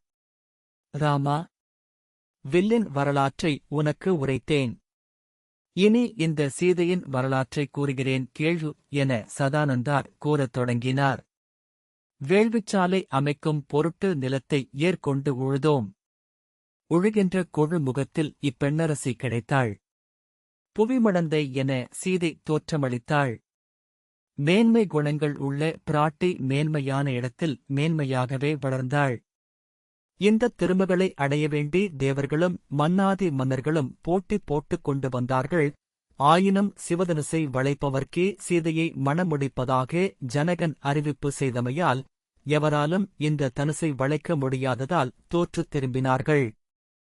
வந்த மன்னர்கள் இயலாமையால் சினம் பொங்க ஜனகனுடன் போர் தொடுக்கலாயினர். ஆனால் ஜனக மகாராஜாவின் படைகள் அவர்களை தோற்கடித்து விரட்டிவிட்டனர். இதனால் சீதையின் திருமணம் எங்கே தடைப்பட்டு விடுமோ என்று நாங்கள் ஐயப்பட்டுக் கொண்டிருந்த போது ராமன் வந்துவிட்டதால் அவன் எமது கவலையைத் தீர்ப்பான் என்று திடமாக நம்புகிறோம் என்றார் சதானந்தர். இவற்றைக் கேட்டுக் கொண்டிருந்த விஸ்வாமித்திர முனிவர் ஜாடையாக ராமனை பார்க்க, அவரது பார்வையின் பொருளைப் புரிந்து கொண்டு ராமன் அந்த சிவதனுசை நோக்கினான். உட்கார்ந்திருந்த இடத்திலிருந்து எழுந்தான். தேவர்கள் ஆரவாரம் செய்தனர். ராமன் நடந்து சென்று சிவதனுசு இருந்த பெட்டியை நெருங்கினான். அவன் எழுந்தது, நடந்தது, வில்லை எடுக்க முயன்றது. அடடா! என்ன காட்சி அது! கூடியிருந்த பெண்களும் இதரரும் பெருமகிழ்ச்சி எய்தி வாழ்த்தினர். இந்தக் காட்சியைக் காண அனைவரும் இமைக்கக்கூட மறந்து பார்த்துக் கொண்டிருந்தனர். ராமன் நடந்து சென்ற காட்சியைச் சொல்ல வந்த கம்பர் கூறுகிறார். மாகம் வடங்கலும் மால்விடையும் பொன் நாகமும் நாகமும் நாண நடந்தான்.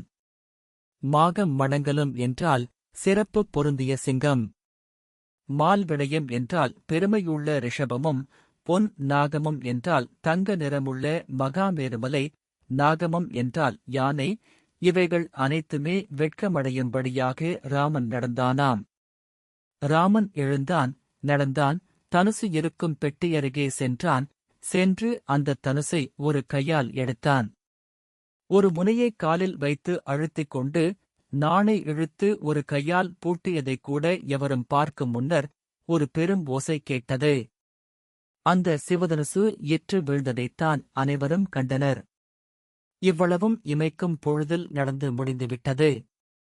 தடுத்து இமையாமல் இருந்தவர் தாளில் மடுத்ததும் காணுதி வைத்ததும் நோக்கார் கடுப்பினில் யாரும் அறிந்திலர். கையால் எடுத்தது கண்டனர், இற்றது கேட்டார். இது கம்பரது கவிச்சித்திரம். வில் முறிந்த ஓசை பூமி எங்கும் கேட்டது. மேலுலகிலும் பாதாளத்திலும் எதிரொலித்தது. விண்ணோர் பூமழை பொழிந்தனர். கடல்கள் எல்லாம் பல்வகை இரத்தினங்களை வாரி இறைத்தன. முனிவர்கள் ஆசி மொழிந்தனர். ஜனக மன்னனோ என் நல்வினை பயனே இன்று இந்த ராமன் உருவில் வந்தது என்று மகிழ்ந்தார். மிதிலை நகரத்து மக்கள் மகிழ்ந்தனர். நகரெங்கும் இசைப்பாடி மகிழ்ந்தனர். தெய்வகீதம் இசைத்தனர். நடந்த நிகழ்ச்சிகளைக் கண்டவர்கள் மகிழ்ச்சியோடு மற்றவர்களுக்குச் சொல்ல ஓடினர். தசரதன் புதல்வர் என்பார், தாமரை கண்ணன் என்பார், புயல் இவன் மேனி என்பார், பூவையம் பொருவம் என்பார், மயல் உடைத்து உலகம் என்பார், மானுடன் அல்லன் என்பார், கயல் பொறு கடலுள் வைகும் கடவுளை காணும் என்பார்கள். நம்பியைக் காண நங்கைக்கு 1000 நயனம் வேண்டும், கொம்பனைக் காணும் தோறும் குருசிற்கு அன்னதையால், தம்பியைக் காண்மின் என்பார், தவம் உடைத்து உலகம் என்பார், இம்பர் இந்நகரில் தந்த முனிவனை இறைஞ்சும் என்பார். அங்கே அந்தப் புறத்தில் சீதா பிராட்டி ராமனைக் காணும் ஆசையால் உயிர் தரித்திருந்தாள். அவள் ஆரியர் நின்று ஊசலாட உழன்றாள் கடும் துயரம். ராமனை எண்ணி எண்ணி அவள் உள்ளம் ஏங்குகிறது. அப்போது நீலமாலை எனும் தோழி ஓடிவந்து ராமன் வில்லை முறித்துவிட்ட செய்தியைக் கூறுகிறாள். அன்று முனிவனுடனும் தம்பியுடனும் மிதிலை வந்த ராமன்தான் வில்லை முறித்தான் என்கிறாள். அன்று கன்னி மாடத்திலிருந்துதான் பார்த்து அந்த கார்வண்ணனே வில்லை முறித்தவன் என்ற செய்தியை அறிந்து அளவிலா உவகை கொண்டாள் சீதை. ஜனகன் பேருவகை கொண்டான். சிவதனுசை வளைக்க யார் வருவார் என்று காத்திருந்து இப்போது ராமன் வில்லை முறித்தவுடன் அவனுக்கு சீதையின் திருமணத்தை உடனே முடித்துவிட வேண்டுமென்று அவசரம். கிளசிக முனிவரை நோக்கி, முனிவர் பெருமானே, ராமன் சீதை திருமணத்தை இன்றே முடித்துவிடலாமா? அல்லது முறைப்படி தசரத சக்கரவர்த்தியை அழைத்து நாடெங்கும் திருமணச் செய்தியை முரசு அறைந்து அறிவித்துவிட்டு உரியவாறு நடத்தலாமா? தங்கள் கருத்து யாது? என்று கேட்டான்.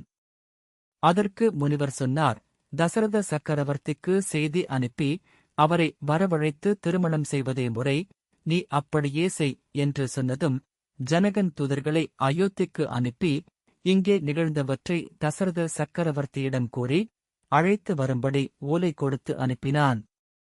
தூதுவர்கள் அயோத்தி சென்று மன்னனைக் கண்டு செய்தியை கூறினர். மன்னன் தூதர்களின் ஓலையை வாசிக்கச் செய்து கேட்டான்.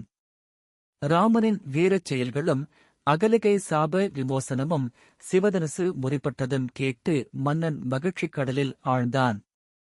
அவன் உடம்பு மகிழ்ச்சியால் பூரித்துப் போயிற்று.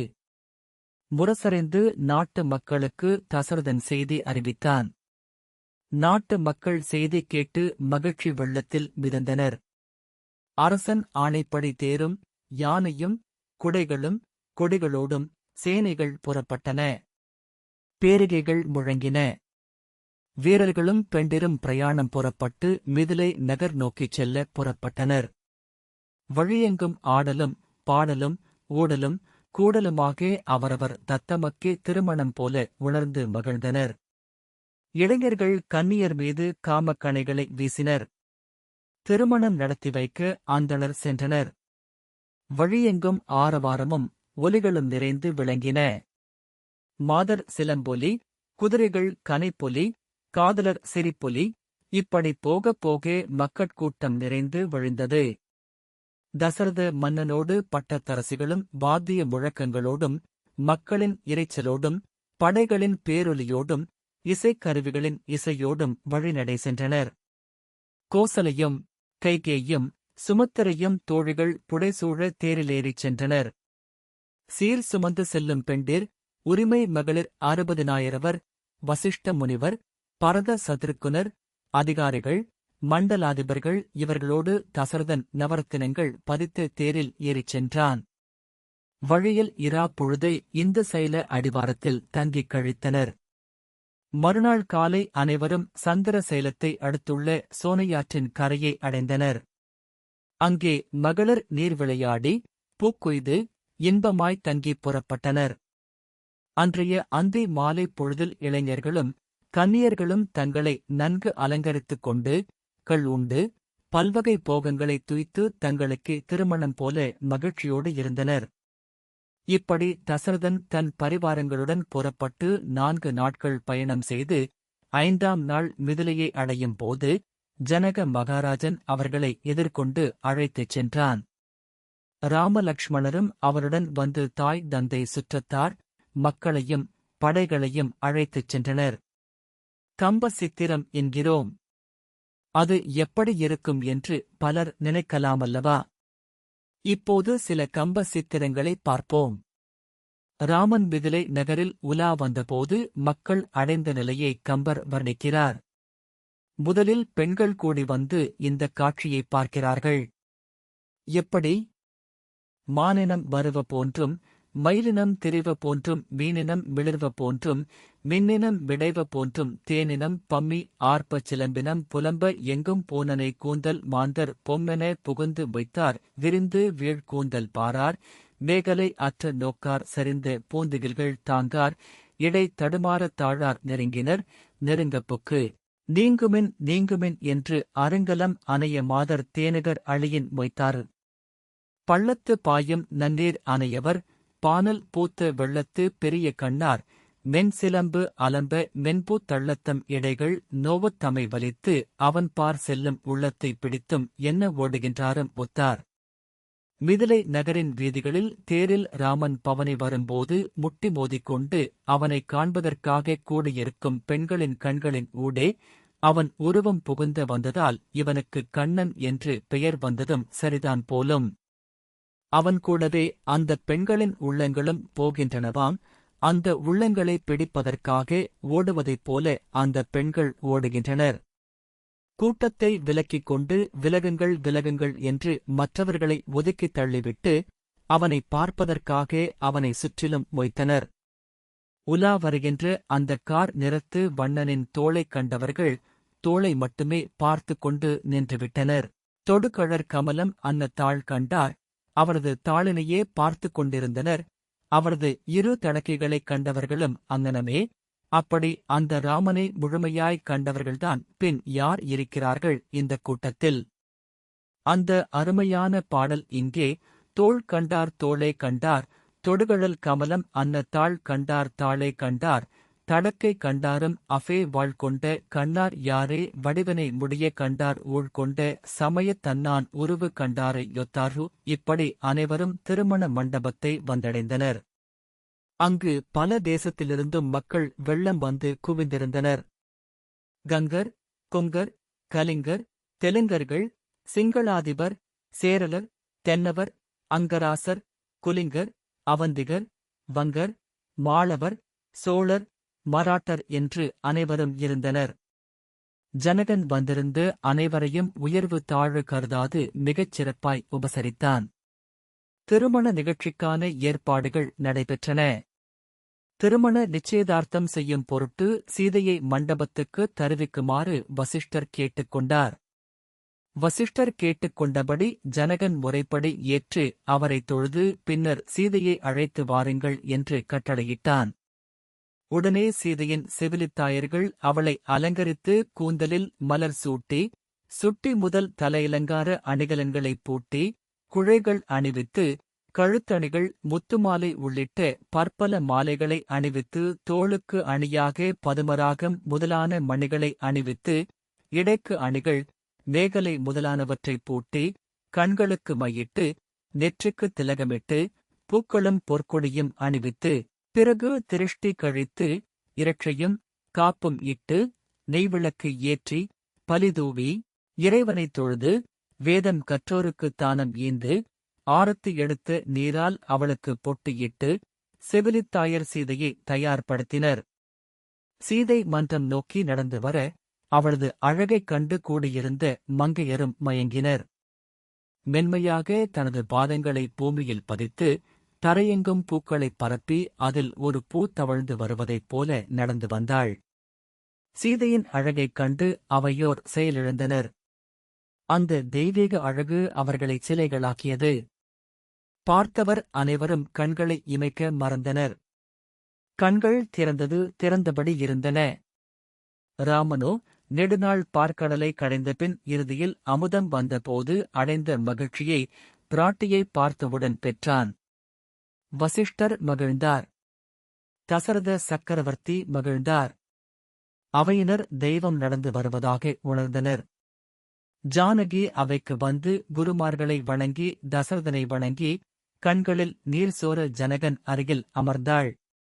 சீதை உட்கார்ந்தபடியே சிறிது கண் இமைகளை தூக்கி தன்னை மணந்து கொள்ளப் போவது அன்று மாடத்திலிருந்து பார்த்தோமே அந்த அஞ்சன வண்ணன்தானே என்று பார்த்து, ஆம், அவனேதான் என்று ஐயம் நீங்கி மனம் தெளிவுற்று மகிழ்வு எய்தினாள். தசரதன் வசிஷ்டரை நோக்கி, திருமண நாள் எது என்றான். அப்போது விஸ்வாமித்திர முனிவர் ஜனகனிடம் கேட்க, அவன் தன் குலப் பெருமையெல்லாம் சொல்லி தன் புதல்வியரை ராமலக்ஷ்மணருக்கும் தன் தம்பியின் புதல்விகளை பரத சத்ருக்குனருக்கும் கொடுக்க சம்மதித்து, அதற்கு அடுத்த 2ஆம் நாளான பங்குனி உத்தரம் நாளில் 4வருக்கும் திருமணம் செய்வது என நிச்சயம் செய்து கொண்டனர். சபா மண்டபத்திலிருந்து அனைவரும் தத்தம் இடம் சென்றனர். 2ஆம் நாள் நடைபெறவிருக்கும் திருமண ஆயத்தங்கள் விரைவாக நடைபெறத் தொடங்கின. ஜனகன் அனைவரையும் இனிதாக உபசரித்தான். ஒருவருக்கும் ஒரு குறையும் இல்லாமல் பார்த்துக் கொண்டான். நாளை திருமணம் என்ற நிலையில் சீதை வேட்கையால் ராமனை நினைத்து அவதியுற்றாள். கொடிய தாகத்தோடு குடிக்க நீர்நிலைகளைத் தேடி அலைந்தவன் ஓரிடத்தில் நீர்நிலையைக் கண்டும் அதனை நெருங்க முடியாதபடி முட்புதர்கள் சூழ்ந்திருந்தால் எப்படி வேதனைப்படுவானோ அப்படி வருந்தினாள் சீதை. ராமனும் சீதையை நினைத்து ஏங்குகிறான். ஜனகன் முரசு அறிவித்து நகருக்கு திருமணம் பற்றி செய்தி அறிவிக்கிறான். நகர மக்கள் சீதா கல்யாணம் காண தங்களை மணமக்களாய் எண்ணி அலங்கரித்துக் கொண்டு வருகிறார்கள். திருமண நாள். சூரியன் உதயமானான். நகர் அலங்கரிக்கப்பட்டு விழா கோலம் பூண்டிருந்தது. வாழையும் கமுகும் வழியெங்கும் கட்டியிருந்தனர். பல்லாயிரம் மணிகள் வண்ணமயமான வானவில் போல ஒளிர்ந்தன. விளக்கேற்றி பாளை முளைவித்தனர். ஊரெங்கும் பந்தல். விருந்துக்கான பொருட்கள் வந்து குவிந்த வண்ணம் இருந்தன. வாழை இலை, வெற்றிலை, பழங்கள், மலர்கள் இவை மலை போல குவிந்தன. வீதிகளெல்லாம் அலங்கரிக்கப்பட்டிருந்தன. மிதிலா நகரம் தேவேந்திரன் பட்டாபிஷேக நாளில் விளங்கும் ஸ்வர்க்க லோகம் போல விளங்கியது. திருமண மண்டபத்துக்கு தசரதன் வெண்கொற்றக் குடை விரித்து முரசுகள் மங்கள வாத்தியங்கள் முழங்க சுற்றிலும் ஏனைய அரசர்கள் புடைசூழ சம்பந்தையாக வந்து சேர்ந்தான். மயன் அமைத்து அந்த மண்டபம் கலகலவென பற்பல ஒலிகளோடு விழா கோலம் பூண்டு விளங்கியது. அங்கே ராமனுக்கு மங்கள நீராட்டி கன்னிப் பெண்கள் வேதியர்கள் முதலானோருக்கு தானங்கள் கொடுத்து ஆதியஞ்சோதியாம் திருவரங்கப் பெருமானை வணங்கினார்கள். பிறகு ராமனுக்கு அலங்காரம் நடைபெற்றது. காதணிகள், வீரப்பட்டம், திலகம், முத்தாரம், முத்து, வடம், தோள்வளை, கடகம், நவமணி மாலை இவற்றின் மேல் உத்தரியம், முப்புரி நூல், அரை ஆடை நழுவாமல் கட்டும் உதரபந்தனம், பட்டாடை உடுத்தி அரைக்கச்சும் உடைவாளும் அணிந்து அறையைச் சுற்றி கட்டப்படும் அரைப்பட்டிகை கிம்புரி என்னும் தொடையணி, காலில் சிலம்பு, கழல் இவ்வளவும் அணிந்து அலங்காரத் தோற்றத்தில் தேர் ஏறி புறப்பட்டான். தேவர்கள் மகிழ்ந்தனர்.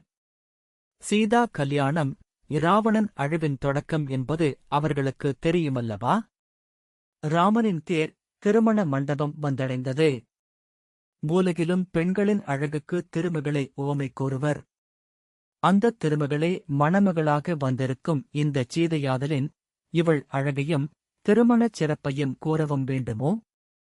மண்டபத்தில் அக்னி வளர்த்து ஹோமம் தொடங்கி வசிஷ்டர் தலைமையில் சடங்குகள் ஆரம்பமாயின. மறையவர்கள் வேத மந்திரங்களை கோஷிக்க ஜனகன் சீதா பிராட்டியின் கையை பிடித்து ராமபிரான் கையில் கொடுத்து நீர் வார்த்து கன்னிகாதானம் செய்வித்தான். அந்தணர் ஆசி வழங்கினர். மங்களப் பெண்டிர் பல்லாண்டு பாடினர். மன்னர்கள் வாழ்த்தும் மக்களின் மகிழ்ச்சி ஆரவாரமும் விண்ணை முட்டின. வானவர் கற்பக மலர்களைத் தூவினர். மன்னர்கள் பொன்மலர் தூவினர். சீதையின் கரத்தைப் பிடித்து ராமனுக்கு பாணிக்கிரகணம் நடந்தது. அக்னியை வலம் வந்து இருவரும் வணங்கினர். லாஜ ஹோமம் அம்மி மிதித்து அருந்ததி பார்த்து ராமன் சீதையின் கழுத்தில் மங்கள நாண் பூட்டினான். அதே மண்டபத்தில் லக்குவன் ஊர்மிளையையும் பரதன் மாண்டவியையும் சத்ருக்குனன் சிருதகீர்த்தியையும் மணம் செய்து கொண்டனர். திருமணச் சடங்குகள் முடிந்து அவரவர் தத்தமது விடுதியை அடைந்தனர். ராமனும் சீதையுடன் தனது விடுதிக்குப் போய் சேர்ந்தான். திருமணம் முடிந்த பின்னர் தசரதன் மிதிலையில் சில நாட்கள் தங்கி ஜனகன் முனிவர்கள் போன்றோருடன் அளவளாவி மகிழ்ந்தான். விஸ்வாமித்திர முனிவர் ராமனுக்கு வேதங்களில் காணப்படும் பல ராஜநீதிகளை உபதேசித்து அனைவரையும் ஆசீர்வதித்துவிட்டு தவம் செய்ய இமய மலைக்குச் சென்றுவிடுகிறார். பின்னர் தசரதன் தன் உறவினர் பரிவாரங்கள் புடைசூழ அயோத்திக்கு புறப்பட்டுச் சென்றான். மணமக்கள் அனைவரும் அவர்களுடன் புறப்பட்டனர். அப்போது சில தீய நிமித்தங்கள் தோன்றின. மயில்கள் இடமிருந்து வலமாகச் சென்றன. முதலில் இது நல்ல நிமித்தம். அடுத்து காகங்கள் வலமிருந்து இடமாகச் சென்றன. இது தீய சகுனமாக இருந்ததால் தசரதன் தயங்கி நின்றான். சில நல்ல தீய நிமித்தங்கள் பற்றி கூறப்படும் செய்திகளாவன வலியன், கருடன், காடை, கழுகு, ஆந்தை, உடும்பு, கீரி, குரங்கு இவை வலமிருந்து இடமாகப் போனால் நல்ல நிமித்தங்களாக கருதப்படும். நாரை, விச்சுளி, காக்கை, செம்போத்து, கிளி, கொக்கு, மயில், கோழி, ஓணான், புள்ளிமான், புனுகு பூனை, புலி, நரி இவை இடமிருந்து வலம் போனால் நல்ல நிமித்தமாக கருதப்படுகிறது. தசரதன் நிமித்திகனை அழைத்து இந்த நிமித்தங்களின் பலன்கள் என்ன என்று கேட்கிறான். அவன் ஆராய்ந்து, இப்போது முதலில் ஒரு இடையூறு வரும், அது எளிதில் நீங்கி நன்மைகள் உண்டாகும் என்று கூறினான். தசரதனும் பரிவாரங்களும் சிறிது தூரம் சென்றதும் எதிரே ஒருவன் பூமி அதிரும்படியாக கையில் மழு ஏந்தியபடி வந்து நின்றான். அவன் தன் கைவில்லை வளைத்து நாணேற்றி அதை தெரித்தான். அதில் எழுந்த ஓசையில் உலகமே அதிர்ந்தது. உயிரினங்கள் நிலை தடுமாறின. கோர தாண்டவமாடும் உருத்திர மூர்த்தி போல அவன் வந்து தோன்றினான். அவன் பெயர் பரசுராமன். இவரது வரலாறு வருமாறு. கார்த்த வீரியார்ச்சுன் சந்திர வம்சத்து அரசன். 1000 கைகள், வீர பராக்கிரமம், நற்குணங்கள் இவை அனைத்தும் வாய்த்தவன். இவன் தன் வீரத்தால் இராவணனைத் தோற்கடித்தவன். அத்தகையவன் பரசுராமனின் தந்தையான ஜமதக்னி முனிவர்பால் காமதேனுவைக் கவர்ந்து தவறு இழைத்தமையால் பரசுராமன் மிக்கச் சினம் கொண்டு அவனைத் தன் மழுவால் கொன்றான். பரசுராமனின் இந்தச் செயலுக்கு பழிவாங்கும் விதமாக கார்த்தவீர்யாச்சுரனின் புதல்வர்கள் பரசுராமன் இல்லாத நேரம் பார்த்து அவன் தந்தை ஜமதக்னியைக் கொன்றுவிடுகின்றனர். ஜமதக்னியின் மனைவி ரேணுகா தேவி 21 முறை மார்பில் அடித்துக்கொண்டு அழுதாள். அதனால் பரசுராமன் ஆவேசம் கொண்டு க்ஷத்திரிய குலத்தையே நாசம் செய்வேன் என்று 21 முறை அவர்களைக் கொன்று அவர்கள் உதரத்தில் தந்தைக்கு பிதிரு கடன்களை செய்தான். இந்த பரசுராமன் திருமாலின் அம்சாவதாரமாய் பிறகு முனிவர் வம்சத்தில் தோன்றி ராமன் என்ற பெயருடன் கடுந்தவம் செய்து சிரஞ்சீவி எனும் வரம் பெற்று பரசுப்படை பெற்றதால் பரசுராமன் எனும் பெயரால் வழங்கப்பட்டான். இவன் எதிர்ப்பட்டதும் தசரதன் கலங்கிப் போனான். க்ஷத்திரியர்களை வேரோடு களையும் இந்த பரசுராமன் தனது குமாரன் ராமனை ஏதாவது செய்துவிடுவானோ என்று பயம் அவனுக்கு. எதிரே வரும் இவர் யாரோ என்று எண்ணி ராமனும் பரசுராமனை பணிந்து வணங்கினான். ஆனால் பரசுராமனோ கோபம் தீராமல், ராமா, பழுதுபட்ட சிவதனுசை உடைத்ததனால் நீ வீரனாய்விட மாட்டாய். நீ வீரன் என்றால் வா, என்னோடு போரிடு என்றான். அதற்கு தசரதன், பெருமையுடைய பரசுராமா, வீரம் மிகுந்த உனக்கு சாதாரண மானுடர்களாகிய நாங்கள் சமமா? ராமன் சிறுவன். அவன் உனது அடைக்கலம். ராமன் அறியாமையால் ஏதாவது பிழை செய்திருப்பானானால் சினம் தணிந்து சிறுவன் என்பதால் பொறுத்தருளுவாய் என்றான். இவ்வாறு பலவாறாக தசரதன் கெஞ்சி அழுது பின் மூர்ச்சித்தான். இதற்கெல்லாம் கவலைப்படாத பரசுராமன் ராமன் முறித்த சிவதனுசின் வரலாற்றைக் கூறி அது பழுதுபட்டது என்றும் முடிந்தால் என் கையிலிருக்கும் விஷ்ணு தனுசை முறித்து ராமன் வீரனென்றால் நிரூபித்துக் காட்டட்டும் என்றான். இதனைக் கேட்டு ராமன் சிரித்தான். பரசுராமன் கையிலிருந்த விஷ்ணுதனுசை வாங்கி அதை வளைத்து நான் ஏற்றி ஓர் அம்பை குறிபார்த்து, பரசுராமரே, நீர் வேதம் உணர்ந்த பெரியோன், ஜமதக்னியின் புதல்வன், தவம் மேற்கொண்டவன், உம்மைக் கொல்லல் தகாது. ஆனால் நான் அம்பை வில்லில் போட்டுவிட்டால் அதற்கு ஓர் இலக்கு வேண்டும். சொல் இப்போதே. என் அம்புக்கு எது இலக்கு என்றான் ராமன். பரசுராமன் திகைத்தான். ராமபாணத்திற்கு இலக்காவது யார்? ராமா, நீதி வடிவானவனே, என்மீது கோபப்படாதே. நீ யார் என்பதை புரிந்து கொண்டேன். நீயே திருமாலின் அம்சம். வேத முதல்வனே, உலகம் உன்னால் இனி இன்பமுறும். அடைக்கலமானவரைக் காக்கும் ராமா, நான் உன் அடைக்கலம் என்று சொல்லி பல சொல்லி போற்றினான். ராமா, உன் அம்புக்கு என் தவத்தின் பயனாய் அளந்த அனைத்து வரங்களையும் தருகிறேன் என்று சொல்ல ராமன் வில்லை தளர்த்தினான். பின்னர் பரசுராமன் ராமனை வாழ்த்தி வணங்கி விடைபெற்றுச் சென்றான். மயங்கி வீழ்ந்த தசரதனை ராமபிரான் தேற்றி எழுப்பினான். பரசுராமனால் ராமனுக்கு எந்த துன்பமும் ஏற்படவில்லை என்பதறிந்து தசரதன் மகிழ்ச்சியடைந்து, மூவுலகுக்கும் நல்வினை யாற்றவும் இம்மைக்கும் மறுமைக்கும் வாழ்வளிப்பவன் ராமன் என்று ஆசி கூறினான். வழக்கம் போல தேவர்கள் வாழ்த்தினர். பின்னர் அயோத்தி நகர் சென்றடைந்து அனைவரும் மகிழ்ச்சியாக வாழ்ந்து வந்தனர். அப்போது கேகய மன்னன் தன் பேரன் பரதனை பார்க்க விரும்பியதால் பரதனை சத்ருக்னனுடன் கேகய நாடு அனுப்பி வைத்தான் தசரதன். பாலகாண்டம் முற்றும்.